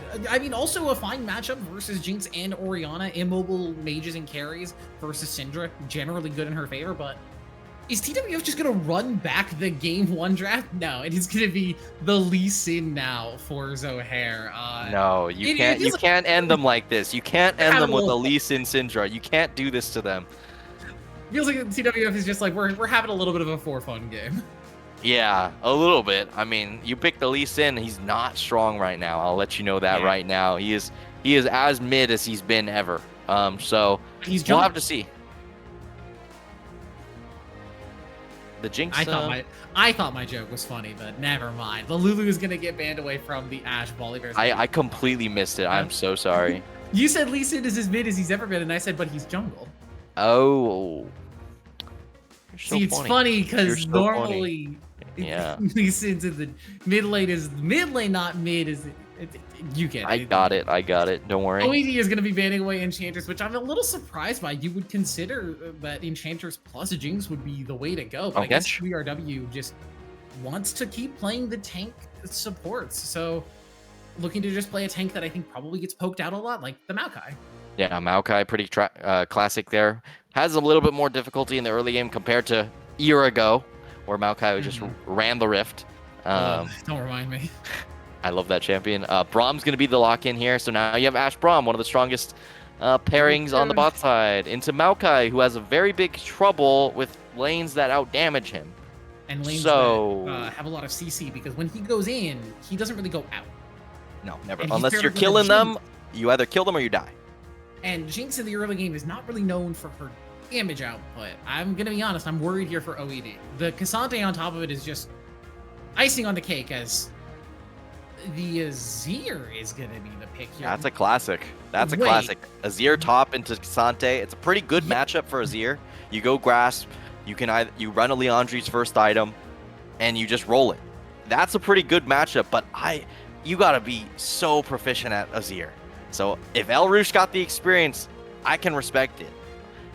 I mean, I think it's a great matchup, and it kind of rounds out the comp pretty well, but I would be a little bit worried about, you have to get this Jinx online, but I guess if you have Azir, it's a little bit different, but you're going to get focused real hard in these fights if you are the Azir. The Azir and the Jinx, it's a lot of immobile carries. Azir has some mobility, but I would not say he's not an Ahri. He's not going to run around a lot, and it's versus Ashe versus Braum versus Lee Sin, Syndra, Cassante. It feels like every champion that TWF has drafted is punishing immobility so well. No OED, your back is against the wall, and this is the draft you pull out. I don't know about the Jinx in this composition. I feel like if this was maybe a Sivir for themselves, or even just some other utility carry, like they had other options. Jinx, the hyper carry, in a team that doesn't really have a lot of appeal for her, doesn't have a ton of setup. I don't know how I feel great about it. Yeah, I'm seeing in chat, El Rouge, very good at Azir, so we'll have to see if that's actually going to translate into a victory here. And I will say, El Rouge so far has played extremely well in most of these games. I don't think it's had many problems on the top side. It's felt like it's been problems elsewhere, and it kind of ends up being El Rouge's problem at some point. So if there's a lot of focus towards this top side, and you could really get this Azir rolling, I mean, that could be a free side lane for the rest of the game, because Cassante does have a hard time sticking on Azir. That is just a fact. So we'll have to see how that ends up playing out. At least they do have the Orianna Nocturne, which is always reliable, and a couple big Orianna Nocturne engages are always going to be super impactful. I really think with the Nocturne Ori as a singular engage would have been probably okay considering their matchup. I'm making an advocate that they could have just went the Tahm Kench to save the Jinx from a lot of the pressure here. Because yeah, I can definitely see that. That feels like the weakness, right? Is that this Jinx is very exposed. If you get QE'd or Ashe arrowed or Braum is on your face, you're going to have a big problem because Lee Sin's going to follow up. And then, there's a lot of issues here. And with Nocturne not having the best targets to actually isolate because Braum's right there, you really have to rely on this Jinx. It makes me concerned for how OED is going to be able to pull out a victory here. We're going to see the Pro Comps draft difference here in a second. And in my mind, at least, even with Lee Sin being in the weak state that he is, I really like the draft for TWF. It feels very consistent. Yeah, pretty consistent. I mean, you pick Ashe Braum. That's going to be a strong matchup. But Pro Comps, other ideas. OED, first time in the series, barely going to take the draft advantage. According to Pro Comps. So far, Pro Comps is 2 for 2 on draft score, meaning a team win, as I think it looks like it's potentially TWF looking to punish level 1 as El Rushi forced to lose the flash. The passive's already on, stun stacked up. Can they get anything else? The slow is on, the ignite's ticking away. Flash is in. It's first blood for Zohair on the Lee Sin. Oh, and that's going to be flash gone from the Azir, and you already know what that means for the winning formula here. Yeah, 5 summoners committed, but honestly, you shut down the most volatile lane. and make sure that you have some deep vision there too. I think it's honestly an okay trade since you know you have a winning bot lane. You know that mid lane won't have many issues as well, and I'd feel pretty good with that result. Yeah, the TWF bottom lane potentially is a target now for ganks. If pre-level 6 on Nocturne, it's not always great to go for, but a flashless Ashe and a flashless Braum are vulnerable targets, and you have a Maokai for engage, so you can potentially look for something there as we see Scooten even potentially pathing towards the bottom side, starting with these top camps and pathing down. Yeah. Because this means for OED, this early game is going to be so difficult. Yeah, if any Q ever lands from Braum, you already know like technology has pretty much free reign to just walk forward. As Yeah. long as it doesn't get trap comboed by the Maokai, should feel pretty confident in that. So yeah, I mean, this is gonna be a definitely a rough game here for OED to start off. They need to get to the scaling points. Leandri's needs to be completed for El Rouge, and Kush really needs to get to 2 items for them to really have a good showing in some of these fights. Since Ash Braum raw damage is just a lot stronger, as well as Nocturne definitely needs to be a little bit accelerated to be able to consistently duel out a Lee Sin. Yeah, I don't think that OED have particularly set themselves up for success with this draft, but they have a couple of comfort champions for their players, so it is not as though they are out of the woods in solo queue. Draft composition doesn't always mean a victory, and sometimes in pro play as well, draft composition doesn't always mean a free victory. As El Rouge is gonna eat a pretty bad trade there, as Alpha Day just gets a nice little Q3 into a stun, and a couple of passive autos means that Azir is really hurting. Yeah, the EQ is coming out Oh actually. Yeah, God. the Alpha Day is actually playing this extremely well, and the lack of damage so far from the Azir is noticeable. Running out of mana already. I'm not sure if did not commit it on the TP on level 1, so at least we'll have a reset here. But these mana problems are going to persist if it is going to be the Mhm. Leandri's build.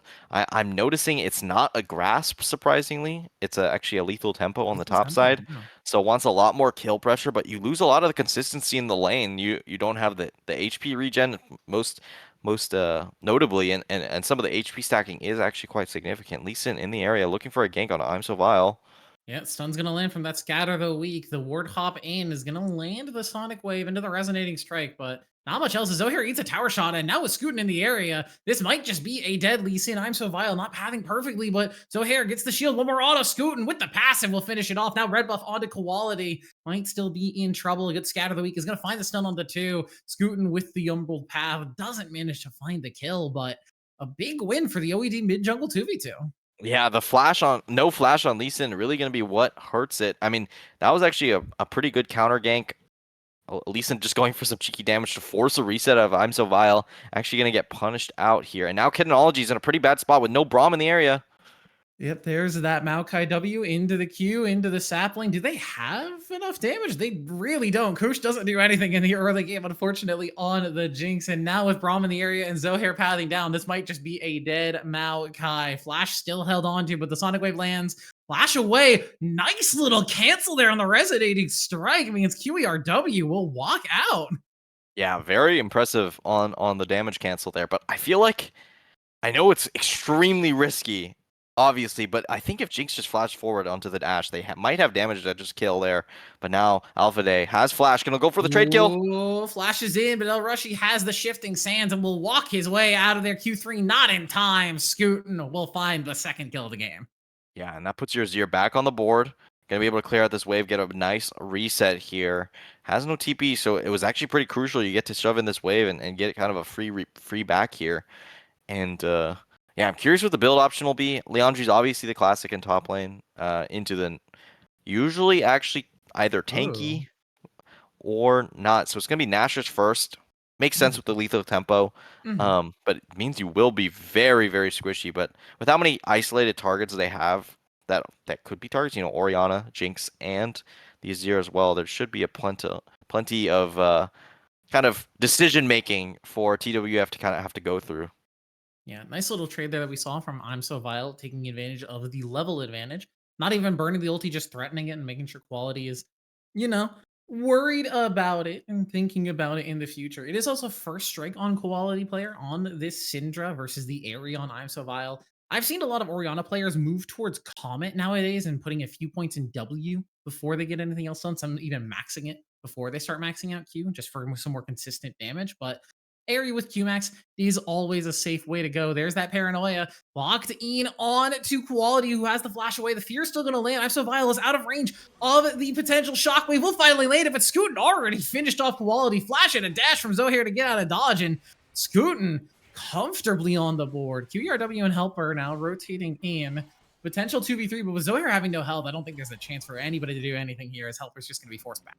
Yeah, and that kill could have been even more clean, basically. The Q there from Nocturne not landing on to Quality Player, and that extra timing could have actually meant the death of Zohair as well. So a nice team victory there for OED, and finally they get some good comfort in this 2v2 here. I mean, they did pick Nocturne Orianna, which I know some people have controversial feelings about Nocturne, but this is definitely one of the strongest pairings for a reason.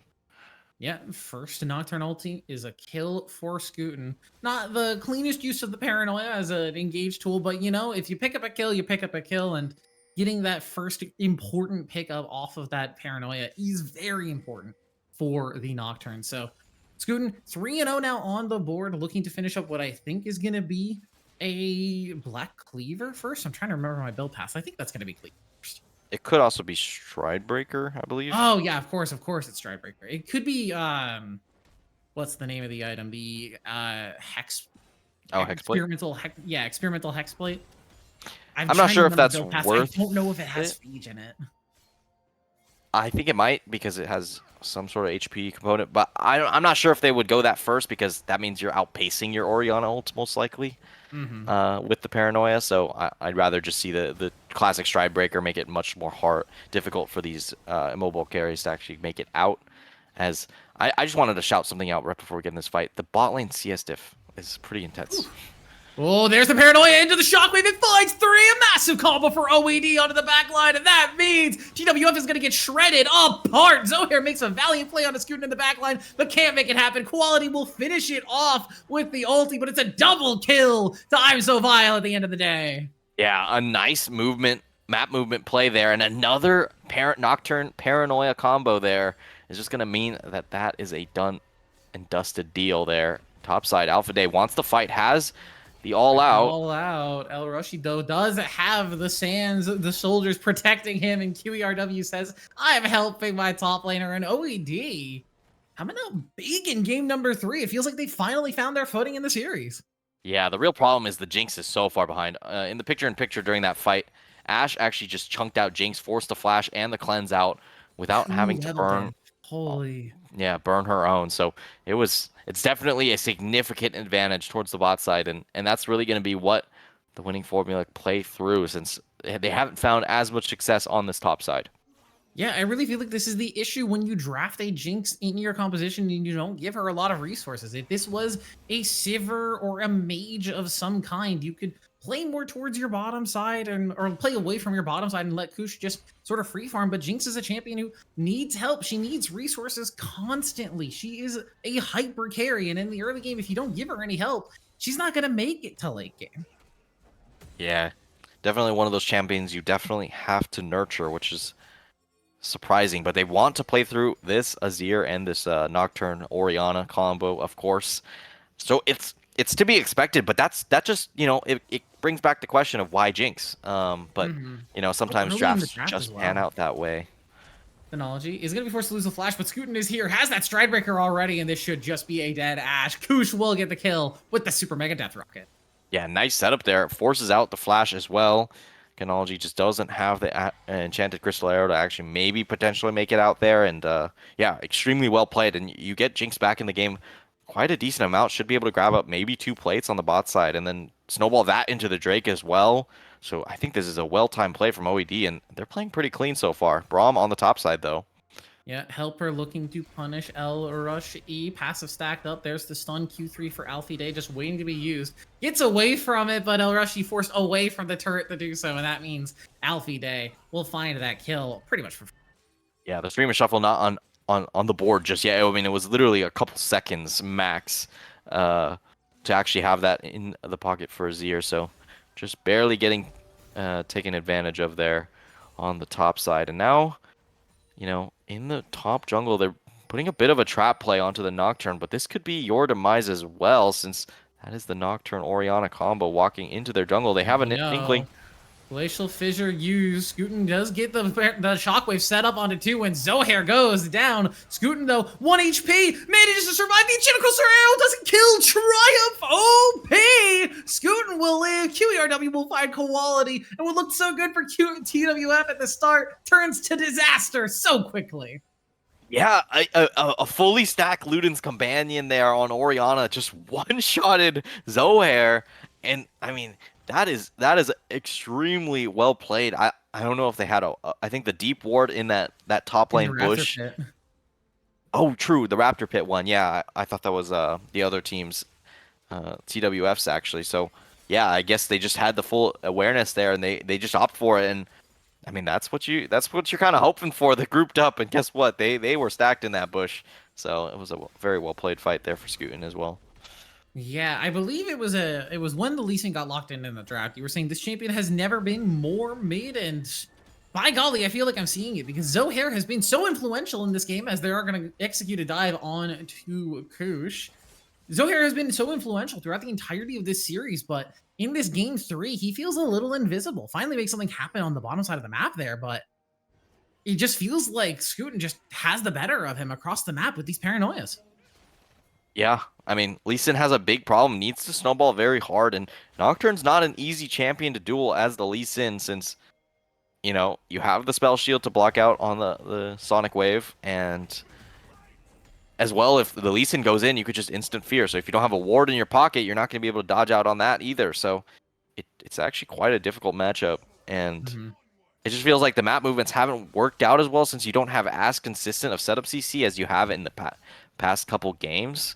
And that really comes from, I think, just the Lee Sin being the one that is locked in.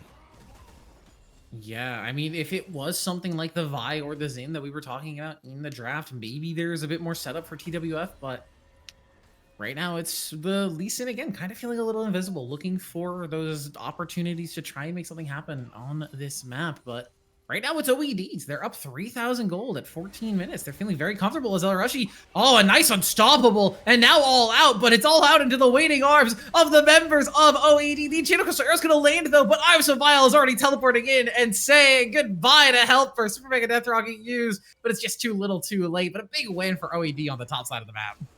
Yeah, this Nocturne is getting out of control. I'm sure sitting on at least 2k gold in their pocket as well, so it's gonna be even crazier. A nice flash dodge away. Yeah, flash kick as well. I'm so violent trouble, and that's going to be Zohair picking up the shutdown. Lots of money into the pocket of the Lee Sin. He's going to get rooted up, though. Knocked away from the humble path of Scootin, so there's no follow-up. There's no speed. Scootin not able to finish that one off, and Zohair escapes with his life. There's some life in OED. I was saying how they need to kind of just change the pace of the game, and they're really pushing their advantage now. They still have to be a little concerned about this Ashe. Of course, Yuntal is completed, while Jinx is sitting on just that scout slingshot, so that's going to be the definite force of strength here, but it's not exactly the easiest game for immobile carries like Ashe. BRW, he's going to pop that ulti, but just to get Katenology and help her away from the turret, make sure that Kush is safe farming under that one. And it's been a much more chaotic game, and I feel like that really is what's made OED in favor. I talked about it in game 2. They're trying to get TWF on the back foot. They're trying to make them uncomfortable throughout this series, and they finally found it with this Nocturne Orianna combo. Yeah, one thing that is concerning though, you just committed the Maokai ult right before the drag does come up, so you're not going to have that tool immediately to engage, so that could be a bit of a window here for TWF to exploit. But with quality player on the top side with no TP, I expect them to actually just give this away for the winning formula, or to OED. Here's getting stacked up for Alfide up on this top side. It is now 2 items finished for Scootin on this Nocturne. Has that experimental hex plate and the stride breaker. This Nocturne is just so disgustingly fed. I think you'd much rather have a lot of that gold on your Orianna and your Jinx, but Nocturne is a champion who can definitely make something happen with gold in his pocket. It's not like a Jarvan who's gonna fall off the face of the earth if he picks up a bunch of kills. Yeah, and they're gonna look for a play deep on the Kennology. Ooh, they want the Ash Chain Coaster Arrow used, but the Fear knocks it down for the Super Mega Death Rocket. And in the meantime, Quality Player also did find Rushy in the side lane. So TWF still managing to find potential opportunities here and there, but OED are just owning the map currently. Yeah, I think El Rushi just TP to the top lane and just got instantly bursted out by the Lee Sin that was waiting in the bush. So they're going to be able to at least secure the Drake and that mid lane turret as well as the kill onto Kennology in the meantime. So, you know, not exactly a fully positive play, but at least get most of what they asked for there. Yeah, getting something. And when you're behind, getting something is really important. TWF, not out of this game by any stretch of the imagination. The gold lead is just around 2,500 in favor of OED. So it hasn't grown in the last 5 minutes, but it hasn't begun to shrink really that much either. So still playable moments, still opportunities, still shutdown gold available. I think importantly onto QERW, who is the engaged tank support, and onto Scootin, who is the target they want to focus down in these fights early anyway. Yeah. One build I'd note is the Syndra Uh-oh. build. Yeah, speaking of the Syndra build, flashes away from Scootin, but yeah, it turns out Nocturne can kind of just chase you down. Stride Breaker OP, and it means that I'm So Vile just gets gifted over a free kill.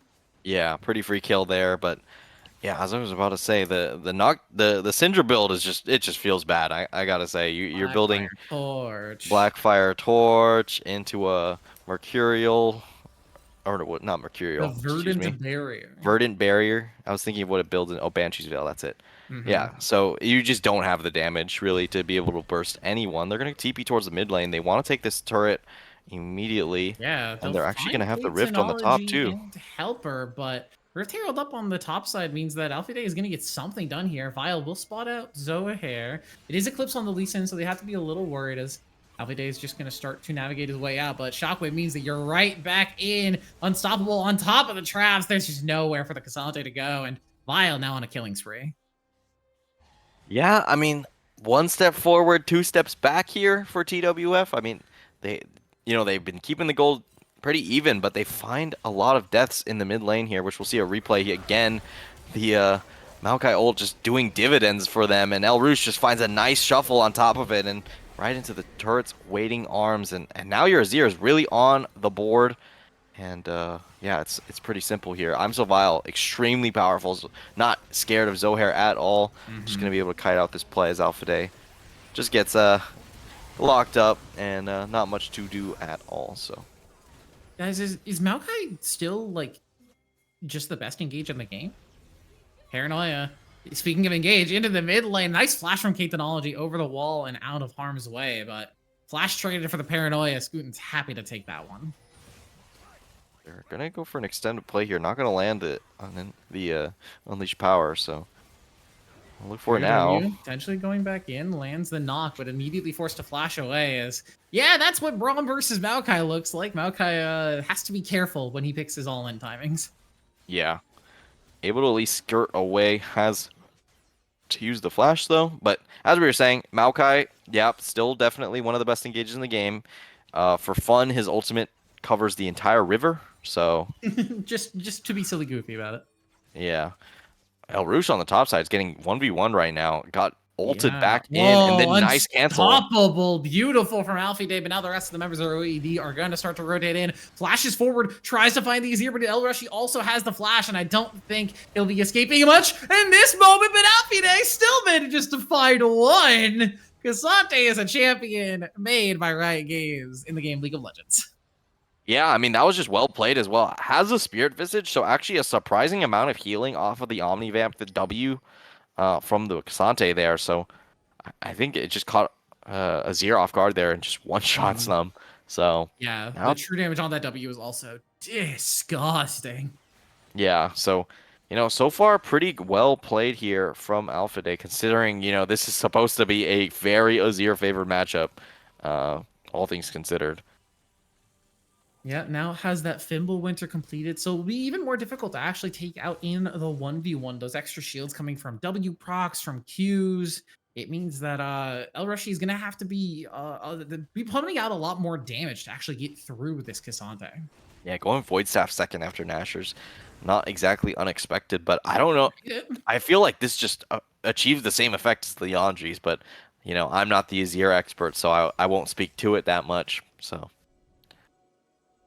Yeah, I think Void Staff just as an item is very consistently good, especially ever since the item update and the tank patches. QERW is potentially in trouble, but does have Kush in the area. I don't think Alpha Day is feeling too threatened by the Jinx at this point, but what is threatening is this Nocturne on your backline, a kick away from Zohair, but I'm So Vile is the target, and they've shut down the Orianna before she can Shockwave. TWF have maybe finally found their fight. QERW's in the backline looking to get some CC down, but can't find anything. Shut down over to Zohair. Scootin and Rushy are looking for Alpha Day, but that's the tanky Cassandra. That's not the target you want. The Cheetah Crystal Arrow lands beautifully onto Rushy, and OED are scattered to the wind. TWF are still fighting in this series. yeah, and the gold's even now, and now TDF is going to change their looks here, and they're going to go straight for this Baron, and this is the freest Baron ever. So, I mean, this is just extremely well played, and they're going to capitalize on that 5-for-4, or I guess 5-for-0. Wait, 4-for-0. 4 for Sorry, 0. Yeah, maths on broadcast. You know how it goes. It was a clean fight, and the one time we see OED with Paranoia not able to get the Orianna combo with it, suddenly their whole team fight falls apart. Kush can't do a ton of damage. I'm So Vile gets picked out before that Shockwave comes through, and without the Shockwave setup, they just don't have a ton of consistent damage. And the winning formula for the first time in 15 minutes at least. They're up in gold.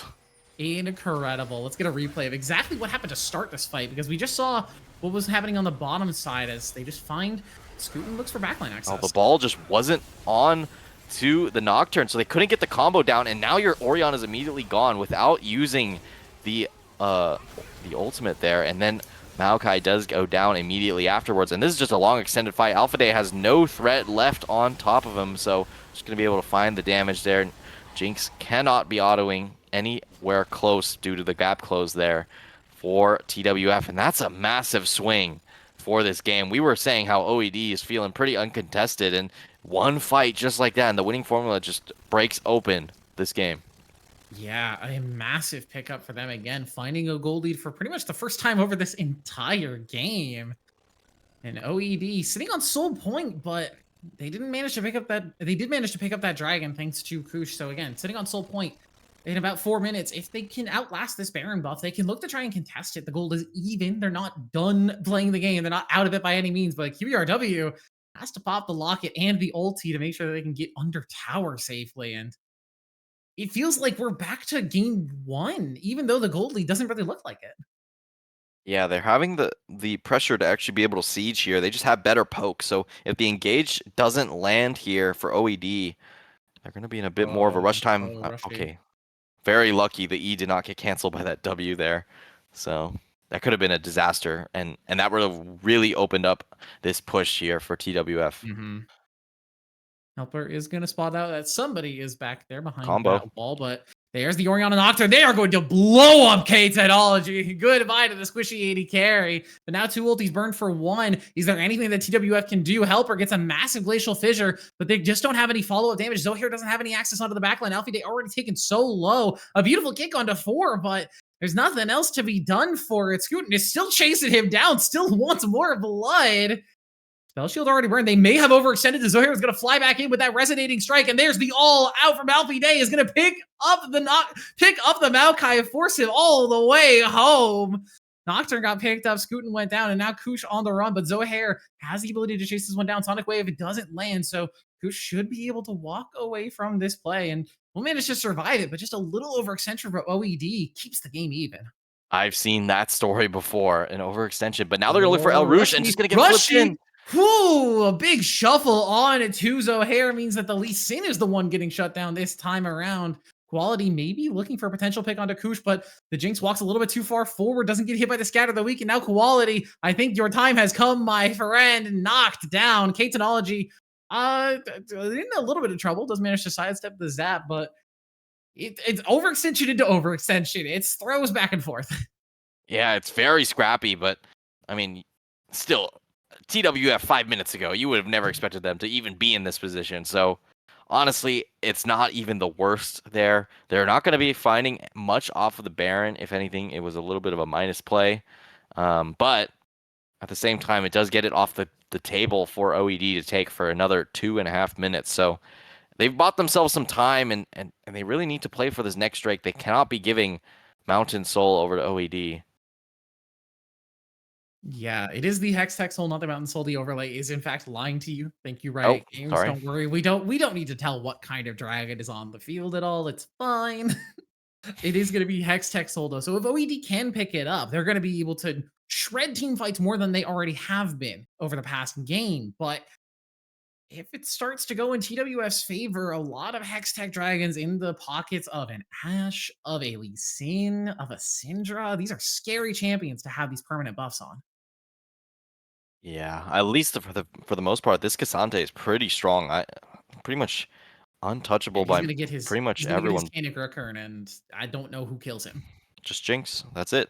It's just gonna be the With Jinx. with no armor pen, no IE? I don't know about that. Well, what armor does the Cassante have? Literally zero. He's got base armor. He's over 100 at this point for sure. He's level 15. Yeah, that is fair, but we'll have to see. I mean, the Jinx is not even close to the IE completion, so this is gonna be pretty tough at least.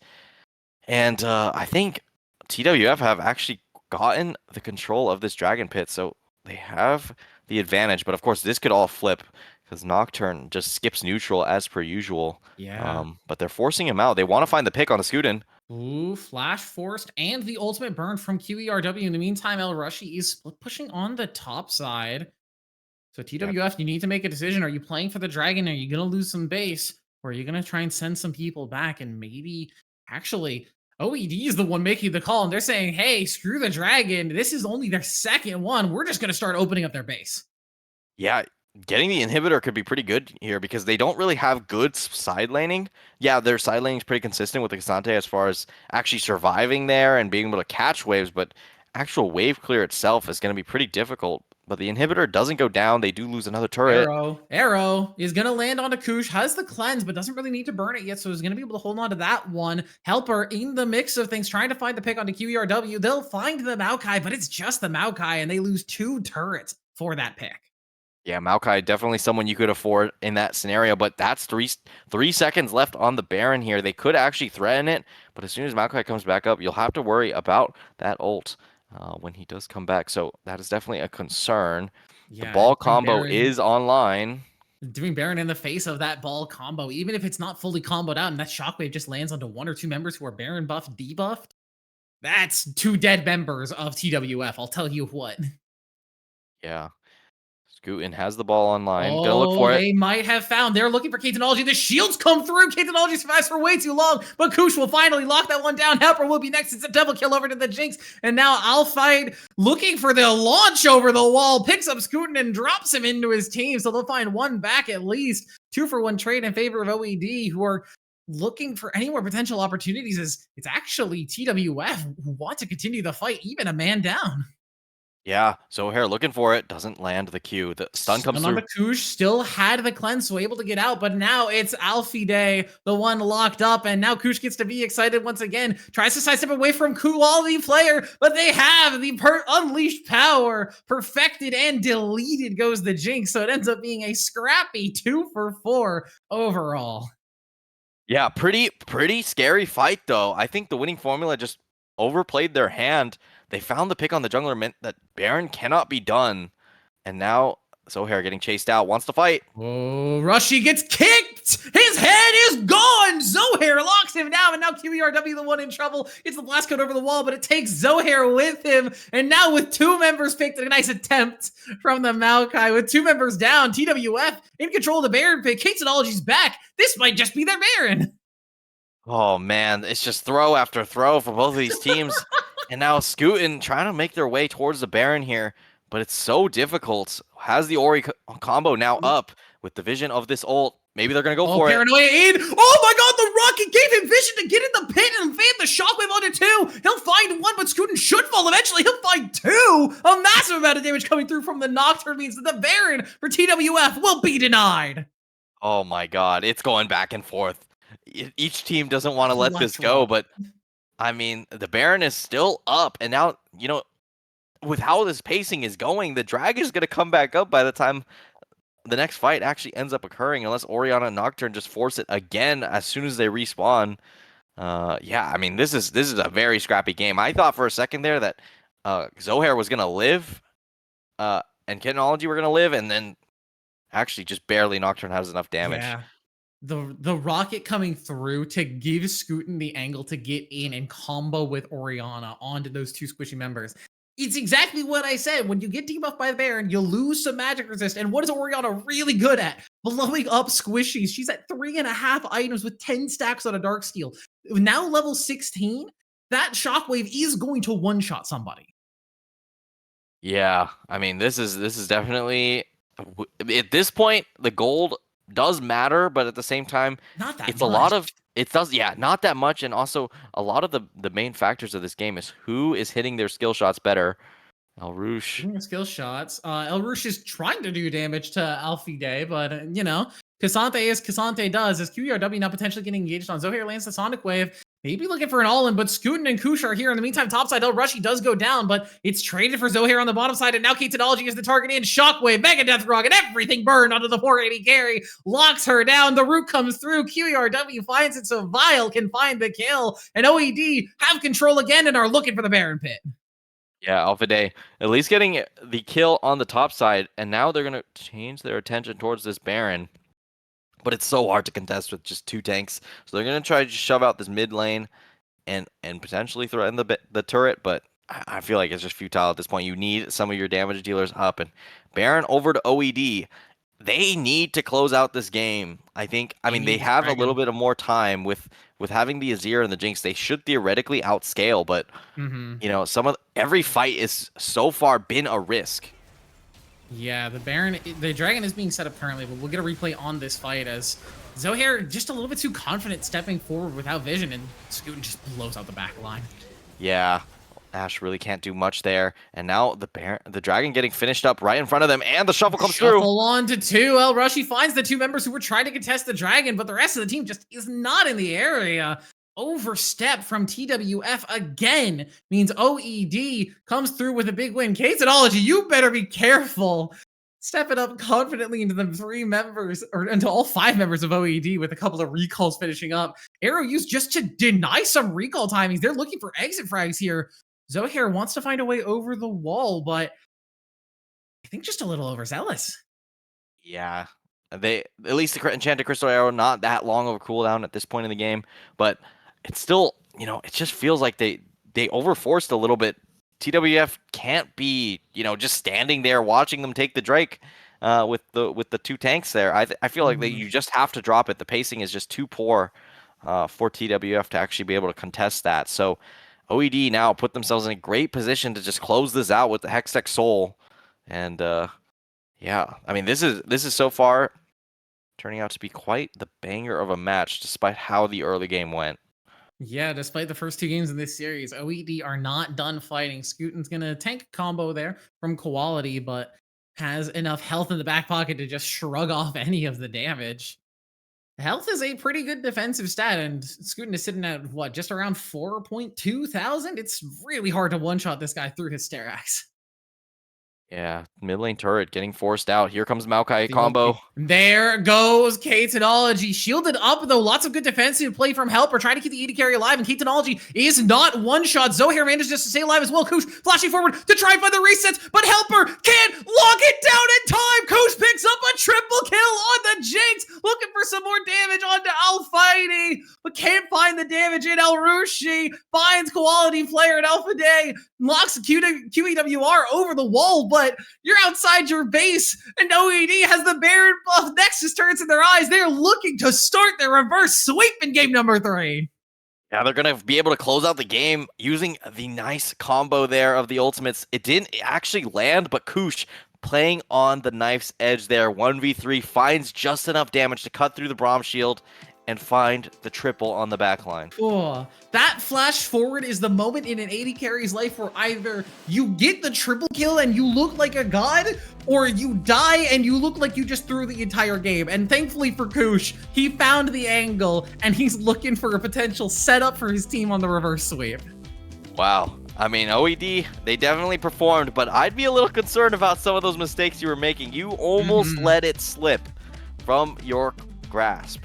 I mean, Got a little close there in the mid game for sure. yeah, there were too many fights where TWF doesn't make some of those unforced errors on overextending some of these fights, and yeah, we could have had a completely different story. We're sitting here, you know, giving TWF flowers, but no, it's gonna be ODD locking it down in game 3, and we're going to game 4. And that's the kind of game where it's scrappy, it's messy, but that's the mental reset. Hey, we persevered. We have proven to themselves like this is the one where perhaps this is the momentum shifter. Yeah, but for TWF, now looking at a draft for game 4 that they may not have even expected to be playing tonight after those first 2 games, is the Azir really the problem? Or, I mean, Rushy didn't have the most influential pick, but something about this draft really worked out for them. Maybe a certain mid jungle duo that TWF can take away from OED coming into next game. But we'll have to see how their draft comes through in the next game, as we're going to cut through short break as we get ready for game number 4. Don't go anywhere.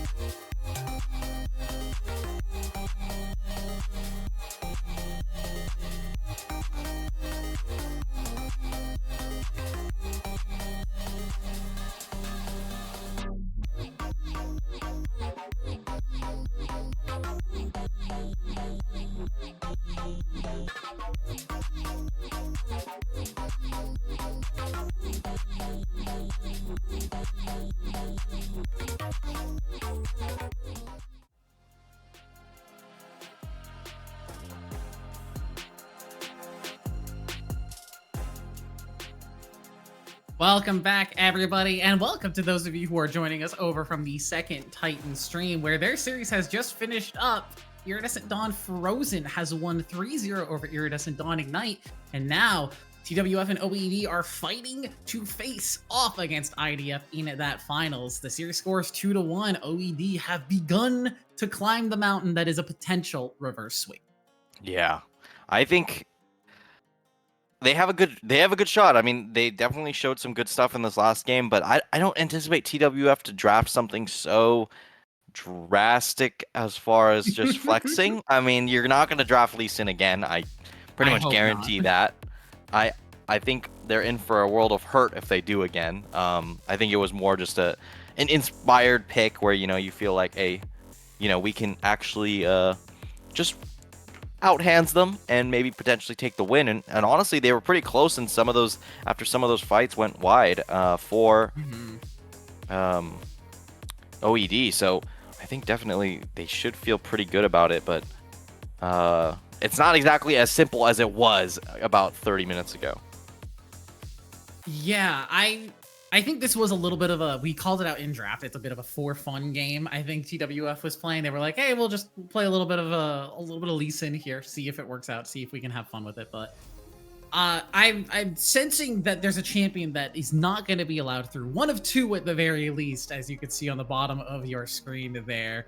Nocturne and Orianna, just a little bit too powerful of a combo to allow through, I feel, this time around. I wouldn't be shocked if TWF ends up expending their third ban on that one this time around. Yeah, I think that's probably for the best. It definitely looked pretty uncontested throughout that one. So I'd say you don't want to deal with that again. It provided the consistency that OED didn't feel like they had, where they had an easy engage option every about 1 minute. So they could just kind of pull the trigger whenever they want. And Chronology, who has been consistent all throughout, just cannot play the game into that kind of combo. So I think they definitely should target one part of that pairing here in this next game. And I'd rather them just ban the Orianna because it looks like also the mid laner was very comfortable on that pick as well. So it makes it, I would isolate that instead of the Nocturne, in my opinion. Vile did look very practiced on that Orianna, and the two of them looked very practiced on the Nocturne Orianna combo. And as much as Lee Sin Syndra can be a good, hey, one-shot this guy and take him out of the game combo, like you said, Lee Sin's kind of mid right now. It wasn't going to end up working out for them, and it didn't. So now we're just waiting to start the draft for this game number 3. I'm curious to see whether you're right if an Orianna is going to be the ban, because it feels like Nocturne really is Nocturne plus Orianna in situations like this, but Orianna can be played in other compositions that isn't always exactly Nocturne plus Orianna. Yeah, there are other easy combos, such as, the Jarvan. That's a classic. Sombrero combo. Vi as well. You just put it on her, and then she gets to click cease and desist, and you get a free combo. So definitely some similar options that you can go through. So I'd rather just get the Orianna out of the way, since it also seems like they didn't want to play Yone into Ori either. So that opens that up if the bans are going to be locked yet again. I was a little bit questionable on the Sivir ban. I thought it was kind of a little flagrant. Like, you don't really need that. It felt like an overreaction, over compensating for what happened in the game prior. So we'll have to see what ends up happening in this next one. I think it's going to be pretty interesting for game 4. Yeah, I'm hoping we'll get into draft fairly soon. I'm just checking to see if our producers let us know exactly what's about to happen. And hey, look at that. We are in the draft. It's game number 4 here. TWF still on match point, so still with the advantage in their hands. But now OED, again, they started up the climb. They are potentially looking to reverse sweep this series, and they've got a long mountain to climb, and hey, there goes that Nocturne. They decided the Nocturne was the problem. We're going to just get rid of it. Maybe we're okay with the Orianna matchup in isolation. So they're going to stick to their guns here on the OED side. They're going to ban the Sivir, ban the Galio. A little unexpected, but honestly, if that's what they feel like, they need to punish, technology in some way, so they're just banning it out here. And then Kush getting that Seraphine call out yet again. I'm curious whether Hui will be the locked-in ban here or not, but it's going to be Ashe, actually. They actually want to kind of position themselves to first pick the Hui, it seems. Yeah, and I think they're just expecting that TWF is going to ban Ziggs here. It has been a consistent ban throughout the whole series alongside that Seraphine, so not too surprising to see that one banned still. So I think OED most likely just first picks the Hui here. They could first pick the Orianna still if they wanted to try and continue their combo with that, as Vile looks very good on it, but they're going to lock in the Hui. It could go bottom lane, it could go into Kush's hands, so they have that flexibility, but I worry again, like we saw, I think it was in game number 1, for their lack of physical damage over the course of the game, as LeBlanc is just locked in for quality player. I mean, it could technically get flexed into support. I've seen this sometimes. It's not exactly terrible, but they're going to lock in the Corki to pair it up, so that could also get flexed towards mid. So I'd say keep your options open. I think LeBlanc could potentially be in that support role, and with how Helper's been playing, it's a very, roam-heavy style. There's potential there for sure. The Vex is going to be the response pick, so definitely dissuading both this Corki and this LeBlanc from going towards mid, but and this is a bit of a specialty pick here for I'm So Vile, definitely plays that a lot. And then the Maokai there to pair it up. Yet again, a lot of magic damage on this bot side. So a big beefy tank, you'd be a little bit concerned at least. This is certainly a much different draft than we've been seeing over the course of this series. Xin Zhao is going to be locked in now in the hands of Zohair, as opposed to Scootin, as I believe we saw it last time. The drafts are staying spicy here, as now we're going to probably see a lot of top lane focused bans. I expect, El Rushi's Volibear is going to be banned away. I wonder if they'll take away the Azir. It didn't end up being a massive problem for them, but I imagine that laning phase, not too comfortable. And OED, for the love of all that's holy, please ban Cassante. Yeah, ban Cassante, because you don't want to be picking Azir into 4. You already have 3 AP. If you pick another one, oh, we're going to be in a world of hurt. Last game, Azir, Cassante felt pretty unkillable. Just try it with 4 AP. So they're going to ban it out this time. And, it's not like Alpha Day has limited options. They still have a tank. Yeah, exactly. They could lock in something like the Ornn or a bit more of an aggressive pick, perhaps, and just run a bit more magic resist. They're going to go for the Melio support. So it's going to be LeBlanc locked in towards that mid lane. For sure, and Melio's does quite good into Maokai. Maokai clicks W, Melio press Q, and that interaction's completely dispersed. So that is a pretty good standard option, and it's gonna be the Kha'Zix jungle. Wow. I believe I heard our producer say, "What is this draft?" before we got into here, and yeah, I kind of agree. What on earth is happening in this draft? Is this going to be Renekton onto the 5th pick, blind top laner here? OED have said, hey, if you want to scrap, we're coming to brawl. Yeah, this is a very interesting draft. I don't know how good the Vex Kha'Zix jungle pairing, and it's going to be the Sedge top. Yeah, for sure. Into the Renekton. I mean, it could be Xin top with Sejuani jungle. I just don't know how I feel about Sejuani in general with this draft. She only has one. Do not put Sejuani in the jungle. Please just play it top. that champion is completely worthless in the jungle, especially since you're not running a double melee top. Yeah, if it was Yone. Yeah, if it was something like Yone, I would see it, but I think it's just going to be the Sejuani top into the Renekton. I think that matchup's not too bad for the Sejuani. Gets to interrupt some of that damage. You also aren't really under threat since the W actually does a good job of dissuading the Renekton pressure, and it looks like it will be Sejuani heading towards that top side. So completely different draft style. I mean, the LeBlanc Xin Zhao still a very strong 2v2. I'd be a little bit scared if you were the Kha'Zix. You're probably going to get quite targeted in a lot of these fights, especially since Melio's in the game, which is another reason why I'm surprised to see the Kha'Zix here. But obviously, Melio can only kick away one person, and he's got to pick between Maokai, Renekton, and the Kha'Zix, and the Vex as well. Yeah, of course. So definitely a lot of options here, but I don't know. It's kind of hard to call for me. Yeah, this is a volatile game in a volatile series, and Both of these teams, I would argue, are fairly snowbally. So depending on who can pick up a lead in the first 5 minutes, I think will start to spell how the rest of the game will go. Sejuani does do a decent amount of damage in a solo lane, so I wouldn't be shocked if we end up seeing a 1v1 solo kill for the Sejuani up there on the top side. But you do always have to respect the fact that Renekton is Renekton, as we're going to hit the Rift here for game number 4. Yeah, and now they're going to make a quite standard 5-point start here for the side of TWF. Obviously coming in 2-0, so they're a little bit more comfy. They technically have 2 games to play, but you'd like to close it as soon as possible. No Ignite shenanigans for the Sejuani. Going to keep it very standard with the Flash as well.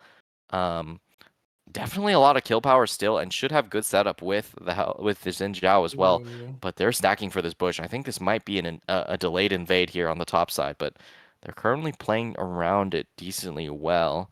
So Hair should be able to dodge out unless something catastrophic occurs. Yeah, I do also want to say Pro Comp's draft score now 3 for 3 in terms of predicting winning teams. Maybe the Pro Comp's draft score is really the difference maker here over the course of this series. And if that's the case, we're going to be going to game 5. Yeah, and in game 5, anything can happen. I mean, I would like to see them just return to the style that worked. I mean, there was none of that style of Aori Vi, for instance, just banned out. Instead, they just go for these kind of more volatile picks on purpose. So definitely either flexing their muscles a bit or something like that. So definitely some curiosities coming into this one, but maybe they're just very practiced on these particular picks. Yeah, I think questions to be answered now for TWF. If this was a 3-0 series, we'd be saying, oh, they're coming in with a lot of confidence against whichever ID team would have ended up winning. We now know that it's Iridescent Dawn Frozen, but now losing this game to OEAD and coming into game number 4 with, again, a very uh there's a word I want to say, but I don't want to say it on broadcast. A very gutsy draft, we'll say. One that is very much, hey, we're gonna brawl, we're gonna scrap, and we're gonna be here to fight. Similar to the I don't last know. one, but at least I Yeah. feel it's more consistent at the very least. Yeah, we do get And the level 2 from the TWF bottom lane, so K Technology will get a decent amount of poke with the E and the W onto Kuj and QERW. But so far, the early lanes are fairly quiet. yeah, they're just gonna keep chipping away at the HP bars here. They should have some sort of push advantage using the double ranged. Maokai obviously has some kill threat, but with the Hui, it's a little bit doled out a little bit. Nice Yeah. reaction there, able to deny the W damage from quality player. And that's kind of how the Vex is supposed to go. If the fear stacks are up, should be a pretty easy denial on the LeBlanc damage. So not going to be an easy game for quality player, to say the Mhm. least. But top lane, Whoa, level 1. Alfie Day almost finds the solo kill on the El Rushi, but now with the level 3 on the Renekton, Alfie Day in a bit of trouble. Isn't isolated, but Scootin looking to finish it off. Alfie Day has the flash, but not even going to use it. It's just first blood to Scootin on the Kazakhs. yeah, wants to save the flash for potentially a follow-up kill, maybe on a replay later.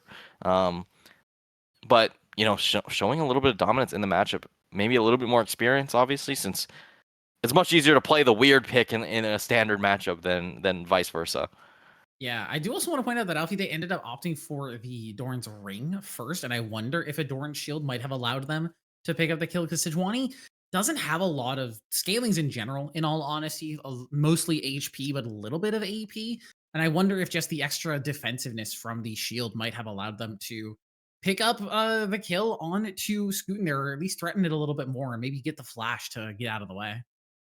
Yeah, I believe that the W does do a lot more damage with the AP. I'm so able to just W away from that, so that's That's called that's off as the a that's threat. the Vex Zin matchup, as we saw the Vex LeBlanc matchup earlier, and it's a great pick for I'm So Vile. It's a pick that they're obviously fairly comfortable with, and into Xin Zhao LeBlanc. I mean, it's just so many good dashes to cancel out. I will say, right now, this is actually pretty bad for Vex. A lot of these trading patterns have resulted in low mana pool, but hold that thought. More action on the top They're side. looking for the kill. One more auto on Del Rushy, but he gets the Cold the Meek. The healing comes through for the Croc, and Scootin finds his second kill of the game.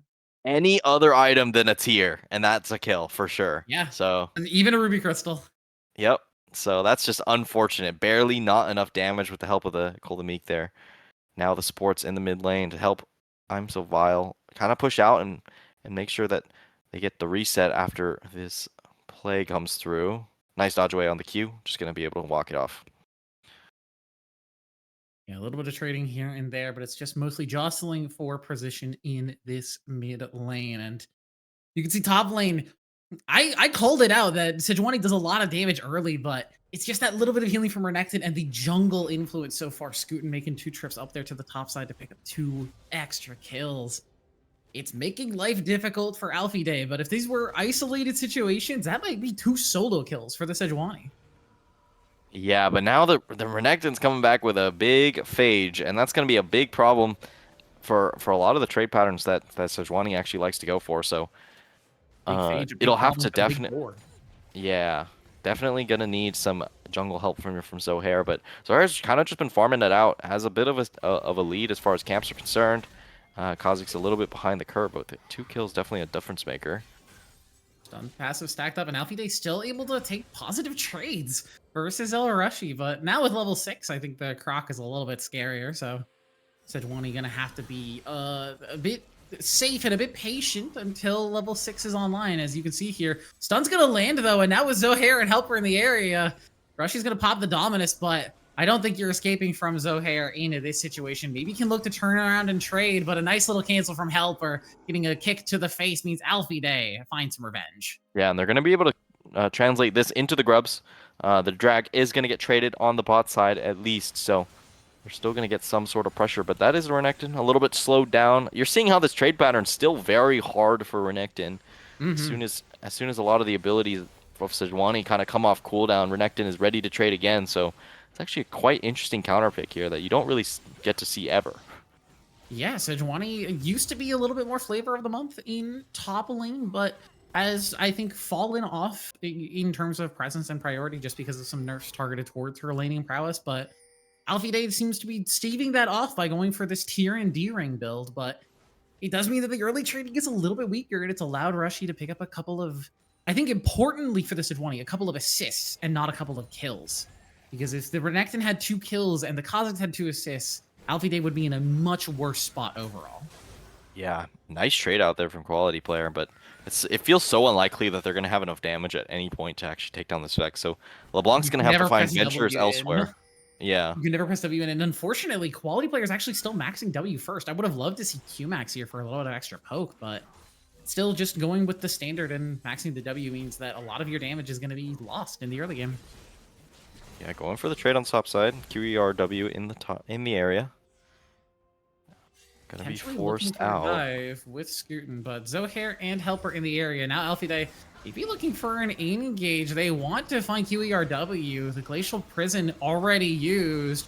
Looking for a little bit more damage. A nice knock up on the 3-talent strike, and quality player flies in with the distortion and locks it down. But now flying into the backline is I'm So Vile, and they're looking for the one shot onto Helper with the flash of the heal, trying to escape, but can't get it out. And now Alfie Day and quality in a bit of trouble. Wind Becomes Lightning is going to land, but Alfie Day with the Winter's Flail will lock one down. But Rushy now has the dominance and is looking to have a little bit of fun. Vile finds the Shadow Surge reset, doesn't manage to land it on a quality player, so the LeBlanc will escape, but a messy fight ends up just barely OED favored.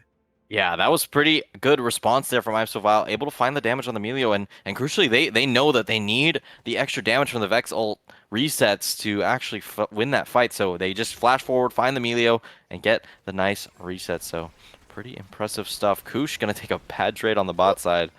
That's Corki, all right. Corki is still a good champion. Going for the Triforce build, not any of the lethality or crit shenanigans that we have so often been seeing. So a little bit more consistency, I feel, in damage for K-Technology, but the early game spike just that little bit less. Yeah, junglers back onto neutral objectives here. Just going to farm out everything. Nothing too appalling across the map. I'd say everything is pretty standard, besides Kush getting pretty far below in CS numbers here. Uh-oh, K-Technology wants to try and make this 1v1 happen, but QERW making it a 2-for-1, flashes away from the Severing Bolt, so K-Technology will survive, but losing the Cleanse and the Flash in that exchange. Yeah, flash for flash.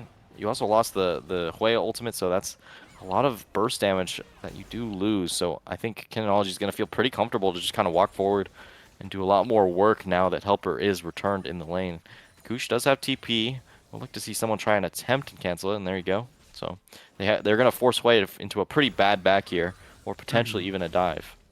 Yeah, the nice thing for K-Technology is also that you have a second cleanse with Helper in the area, as Alfie Day Has the Glacial Prison in just a second, so Rushy has to be careful trading like this. The Sejuani coming out ahead in a lot of these exchanges, even with the completed Black Cleaver for this Renekton.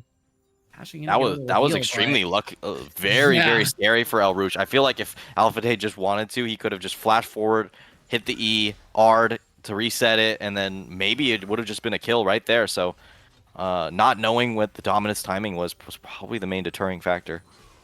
It was a couple of seconds off, and now it's back. So Rushy probably a little bit more confident to stack back up in lane and play a little bit more aggressively. With the Black Cleaver completed, feeling I think confident to try and trade versus this full tank Sejuani. But now with an Unending Despair completed, Alfie Day has a little bit of healing of his own. Yeah, they're going to be now trading on the top side yet again. This is the Black Cleaver, so a lot more power suddenly in the pocket of Renekton. Trying to trade out, should win this trade now. Well, you say that, but the Unending Despair proc and all of this extra Winter's Flail damage means that Alfie Day, I think, just ever so slightly is coming out on top. It's the real difference maker is how much mana can Alfie Day keep up with versus how much healing will El Rushi have. Yeah, they're going to claim up the grubs here. Since the timer's a little bit shorter, you actually do have a bit of a desync here where they're going to get the grubs and potentially even roam down back over to the Drake. Maybe get two, but now Alpha Day trying to find the fight on the top side, but QERW now in the area. Yeah, still has Flash, has the Glacial Prison as well. Rushy is going to pop the ulti, immediately Flash ult burn from Alfie Day just to get the heck out of dodge, knowing that with QERW, there's no chance for a turnaround there. And we'll trade the Flash and the ulti for, I'm assuming, what is going to become the Dragon for TWF. Yeah, with QERW spending a bit of time to go towards that top side means that they will afford the Drake over to TWF, so it's going to be a little bit more stalling. They don't have to contest for that third or fourth soul point, potentially. As now they're looking for a fight on Yeah, they're looking for an all-in. QRW has rotated down. Zohair has that the burst on, looking for some extra bit of sustain with the Crescent Guard and stays alive. Quality player picks up two. K-Technology finds the third, and it looks good for OED for a second, but TWF slap it down. Yeah, Zohair just healing through everything with the help of the Melio as well. Just Vex gets one-shotted as soon as using... Technology's going for the kill. Wants Koosh. Koosh gets the WW shield on, has that Spiraling Despair as well, but one more auto means that goodbye, Hawaii. That's confidence from the TWF bottom laner. Yeah, the Corki is so strong, and this is definitely something they prepared, you know. You have to be ready to actually give up the Hui, especially with how high prio I found it to be at Titan Esports. I think you have to have some sort of response, and Corki definitely feels like their prepared response. Yeah, we are going to get a replay here on this river exchange. And it started with Zohair maybe looking in trouble here. Yeah, look at I'm so foul. About to get one-shotted by the Xin W. And then Corki damage as well. So now Zohair's just going to heal up with a lot of this extra life that he's getting from the Melio and the Triumph procs coming in. And that's going to be a pretty much free fight. And then Technology just able to W over as soon as seeing Koosh walk up and use that crucial CC ability. Yeah, and then he just gets walked down, and this is what Corki does so well when you're going for the Triforce builds. Again, it's that consistent damage, it's consistent bits of procs, and speaking of procs, El Rushi, in a little bit of trouble here on the top side again. Alfie Day playing aggressive on the Sejuani, still holding on to that ulti, both of these top laners. I think as soon as one button gets pressed, the other one goes. And speaking of going, Technology is going to find the trade on the bottom side, but we're keeping our eyes up here on the top side as the ult is going to get burned. But El Rushi has the dominance back up, so will stay alive. QRW still in the area, so Alfie Day can't continue to trade forward. The wave is nearly cleared. Can't get that last minion, but a massive Unending Despair proc means Alfie Day in the 1v3 picks up a kill and does not die. That was just so ill-advised. You have to play it a bit quicker if you're going to go for that. But in the meantime, Koosh went down again. Yeah, so Koosh fell Technology just gets the turret on the bot side. So it's actually such a net positive play here for TWF. I'm really scared for their mid game now. Yeah, Vile taking a lot of damage in this mid lane as well. The clone is going to catch the Shadow Surge. So no reset available for I'm So Vile.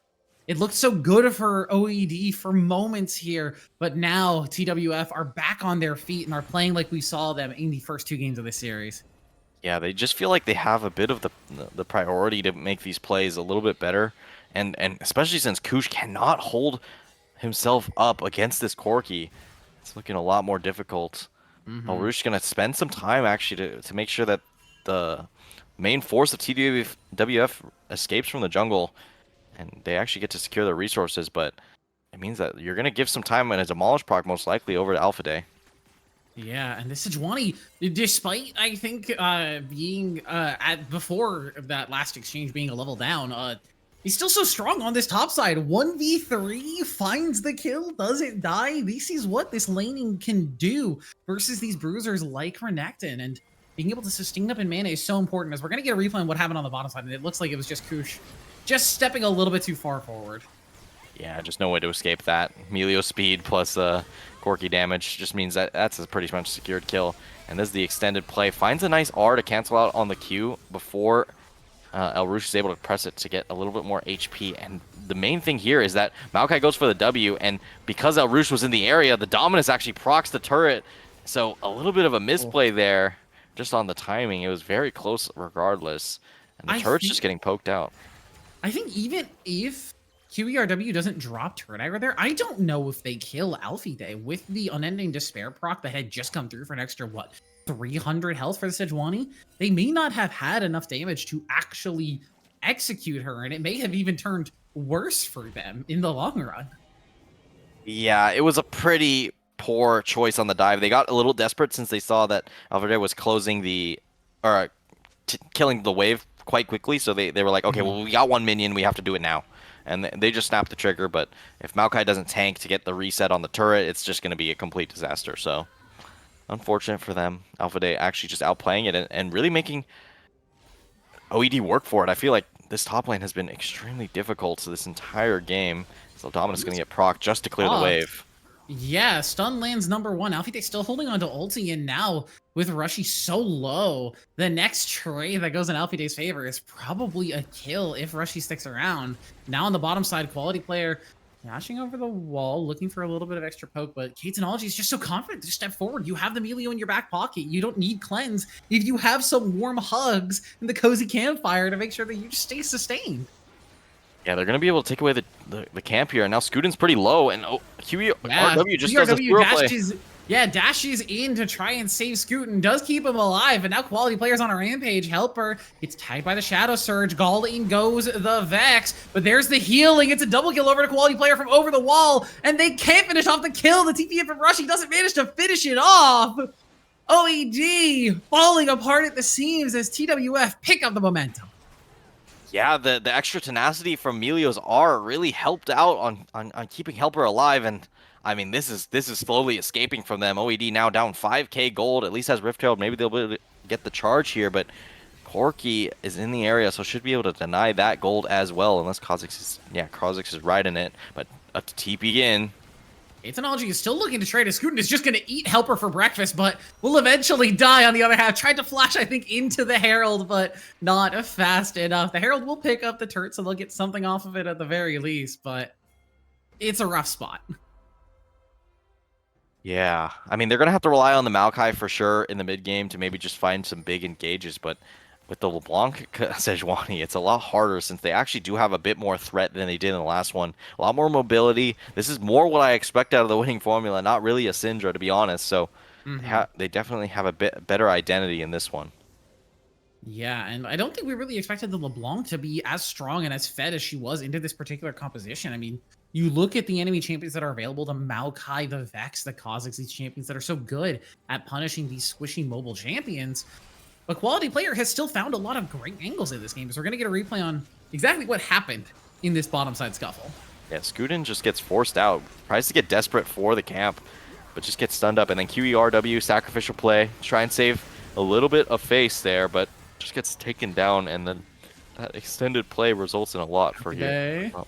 Now in the 1v3, soon to be a 1v4 with the Shadow Surge over the wall. Gets dodged out though, so Alfie Day maybe can get another Unending Despair proc to stay alive. No, Scootin will finally put the claws to the boar and take that one down. Yeah, but they over-index towards the top side, so LeBlanc's going to have some free time to clear up some waves here. Kha'Zix looking to try and maybe force a dive if Alpha Day TP's towards top side. No TP on quality player to match, so I think they're just going to try and go for a play on it. But, I mean, Hui and Kha'Zix, I don't think you could dive the Sejuani. Unfortunately, the Hui is just not that strong at this point. So they're Yeah, gonna he call it said off and go he's for a back. so tanky. She's so strong at this point in the game. 2 items completed. Not a lot of magic resist, so Hui might be able to eat through her, but you know, your Hui's burning a lot of damage on the Sejuani. It's not exactly the target you're hoping to burst down. They will manage to pick up that topside turret, though. Get some objective bounty gold for themselves, but still down around 4,500 gold to TWF. We're looking to just try and finish out this series after a very messy game number 3. Yeah, only a gold advantage in the jungle.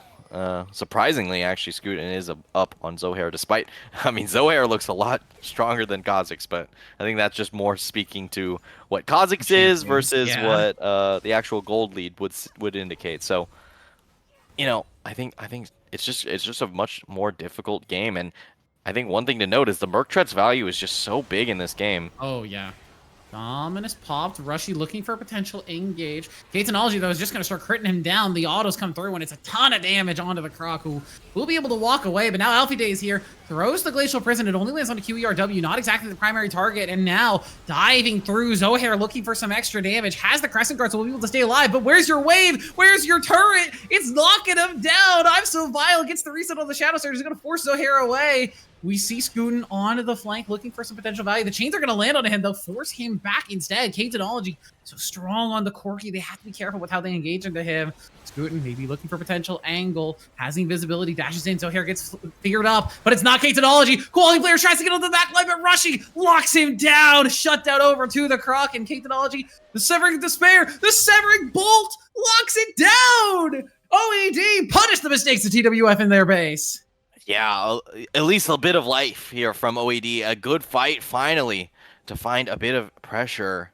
And, I mean, that was a pretty good fight. We'll see it right here yet again. It was on the knife's edge, but I feel like it was just such an overcommitment from TWF. Their wave gets cleared out by the Vex, I believe, after this long extended play.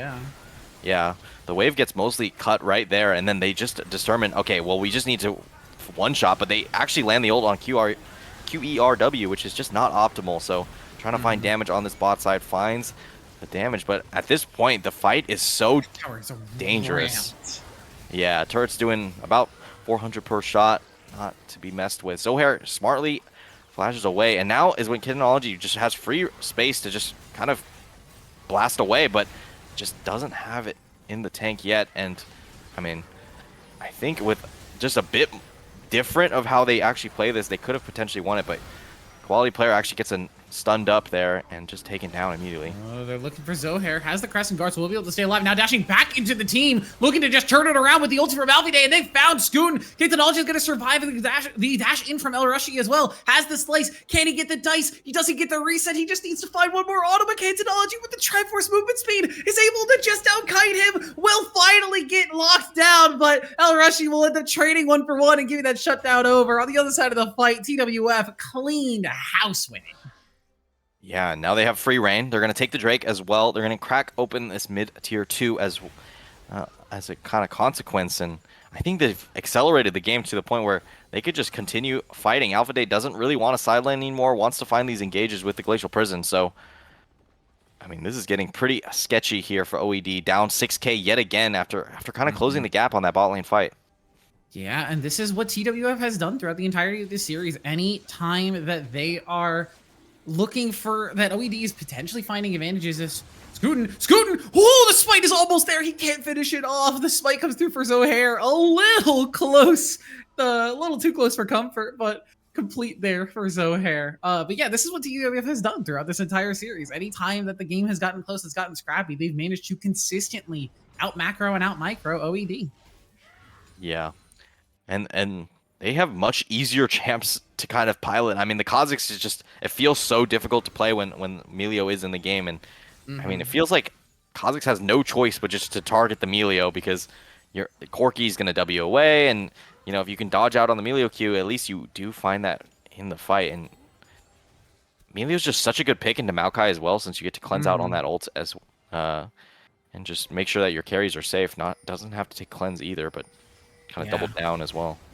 Double down, which I think versus Maokai, Hui, and Vex is honestly a good idea, as Alfie Day is going to stack up the stun on the El Arashi. They're going to force the Dominus out of the Renekton, and the Sejuani so powerful in the top side is just so good at forcing the issue as quality player is going to get the Shadow Surge out of I'm So Vile on the bottom side as well.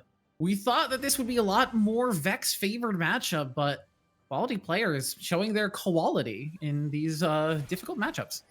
Yeah, I've always said Vex actually surprisingly difficult champion. Only Knight plays this champion for a good reason, I think. As gonna force out on the bot side. Zohair wants the fight. Scootin is there, isolated on Zohair. Now gonna pop the Maokai ult, so it's not really gonna get great value. Yeah, they land the root onto Helper, but they don't have an angle of an engage, so not gonna get much else. Zohair dashing in, the exhaust forced out of QERW. In the meantime, on the bottom side, K-Technology is just half hitting, rushing, just these autos doing so much work from this Corki.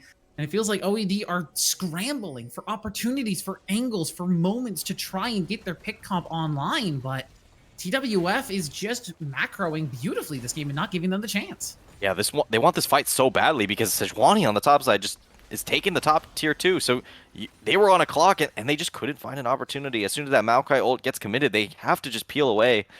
But they don't want to give away this gold, so the Hui's going to stay. But this is a pretty dangerous look since the rest of your team is trying to force Sejuani out.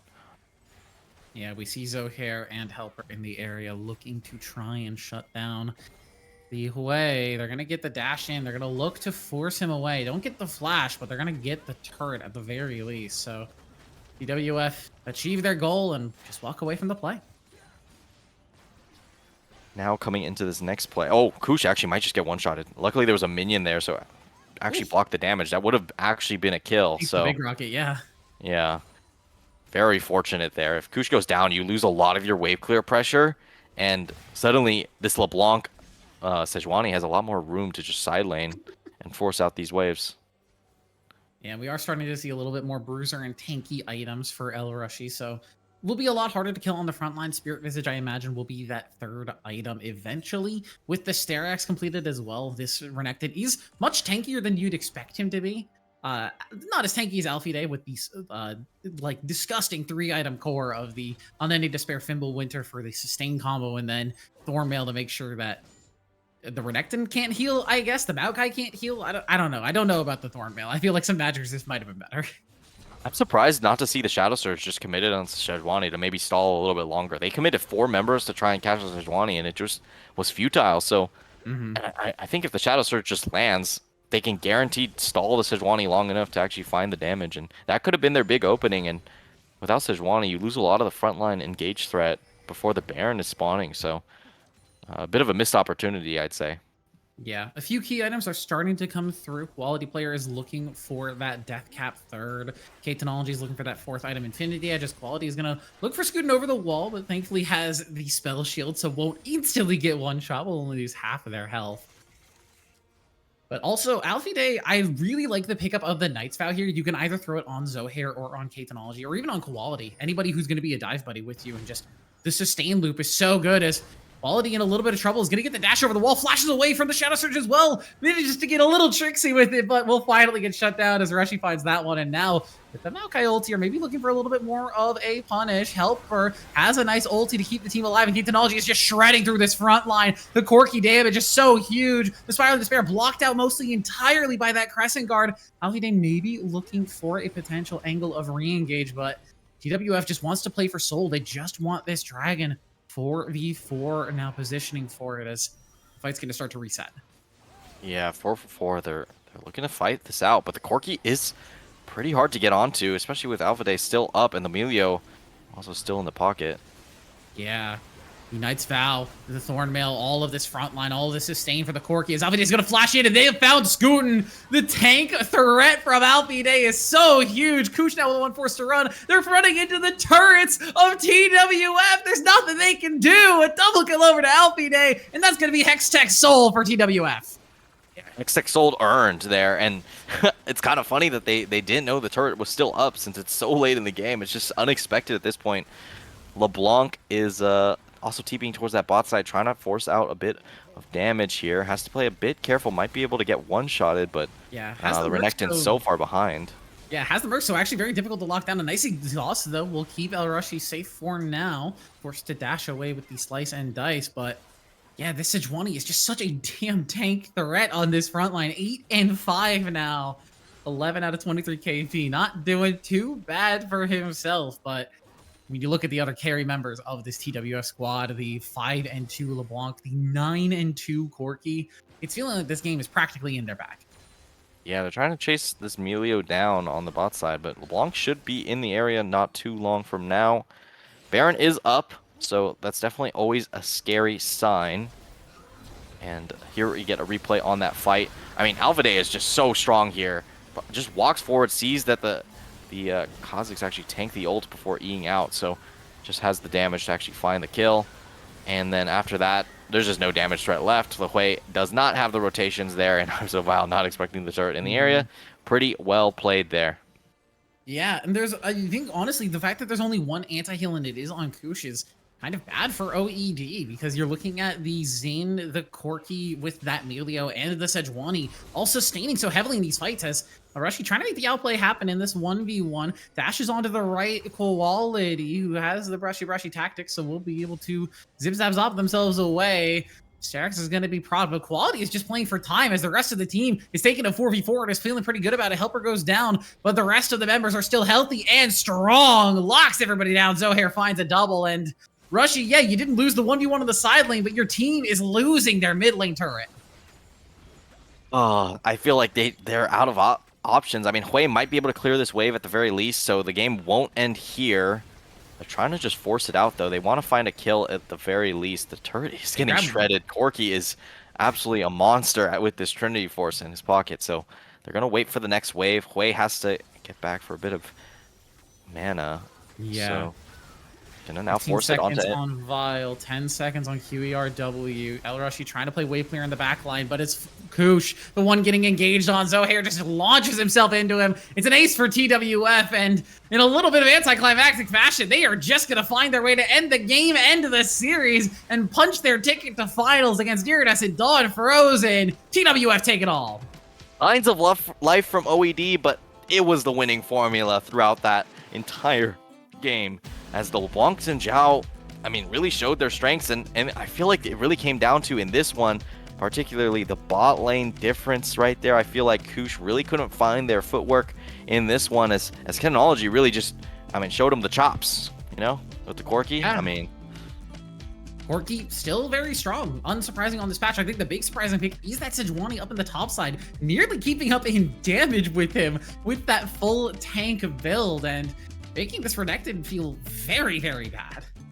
Yeah, Renekton pretty much could not get off the ground at all, and 36k damage from a Sejuani top. You can't really be too upset with that one. Outplaying the 3v1 dive as well. Kind of felt like a nail in the coffin. And yeah, it just felt like this. I just don't know why you'd pick Kazakhs. I'm still confused on the pick. I understand you're looking for a bit more damage since you were so AP heavy on bot side, but that doesn't really change your problem of Merc Treads being so valuable. Kazakhs not exactly a champion that could kind of benefit from having this much of a, you know, damage spread. I would actually have just gone a Viego and maybe looked for the damage with the Renekton Vex, and then you could play around a Viego potentially, but it was counting straws at that point. And the winning formula, despite not having experience prior to this in playoffs, they're just going to get their way straight into finals against Iridescent Dawn Frozen, who took it clean sweep 3-0. Yeah, their second clean sweep against in this tournament so far. Now looking for their next opponents, and they now know it's the winning formula. And it's been a hell of a journey for them, I'd say, as they've won one series to make it to finals. Feels pretty good for the winning formula, but Iridescent Dawn Frozen, like we said at the top of today, a warmed up team up against a team with very little playoff experience overall. It's going to be an exciting one, but that's going to be it for us here on the broadcast. Thank you all so much for joining us. I've been What's Verde. That's been Golden, as I point the right way this time around. Our producer, Chris, and our observer, Loki, in the back, making sure everything runs as smoothly as possible. We appreciate you all being here. And come back next week, same time, same place, as we see who is going to take the finals between the winning formula and Iridescent Dawn Frozen. Have a good night.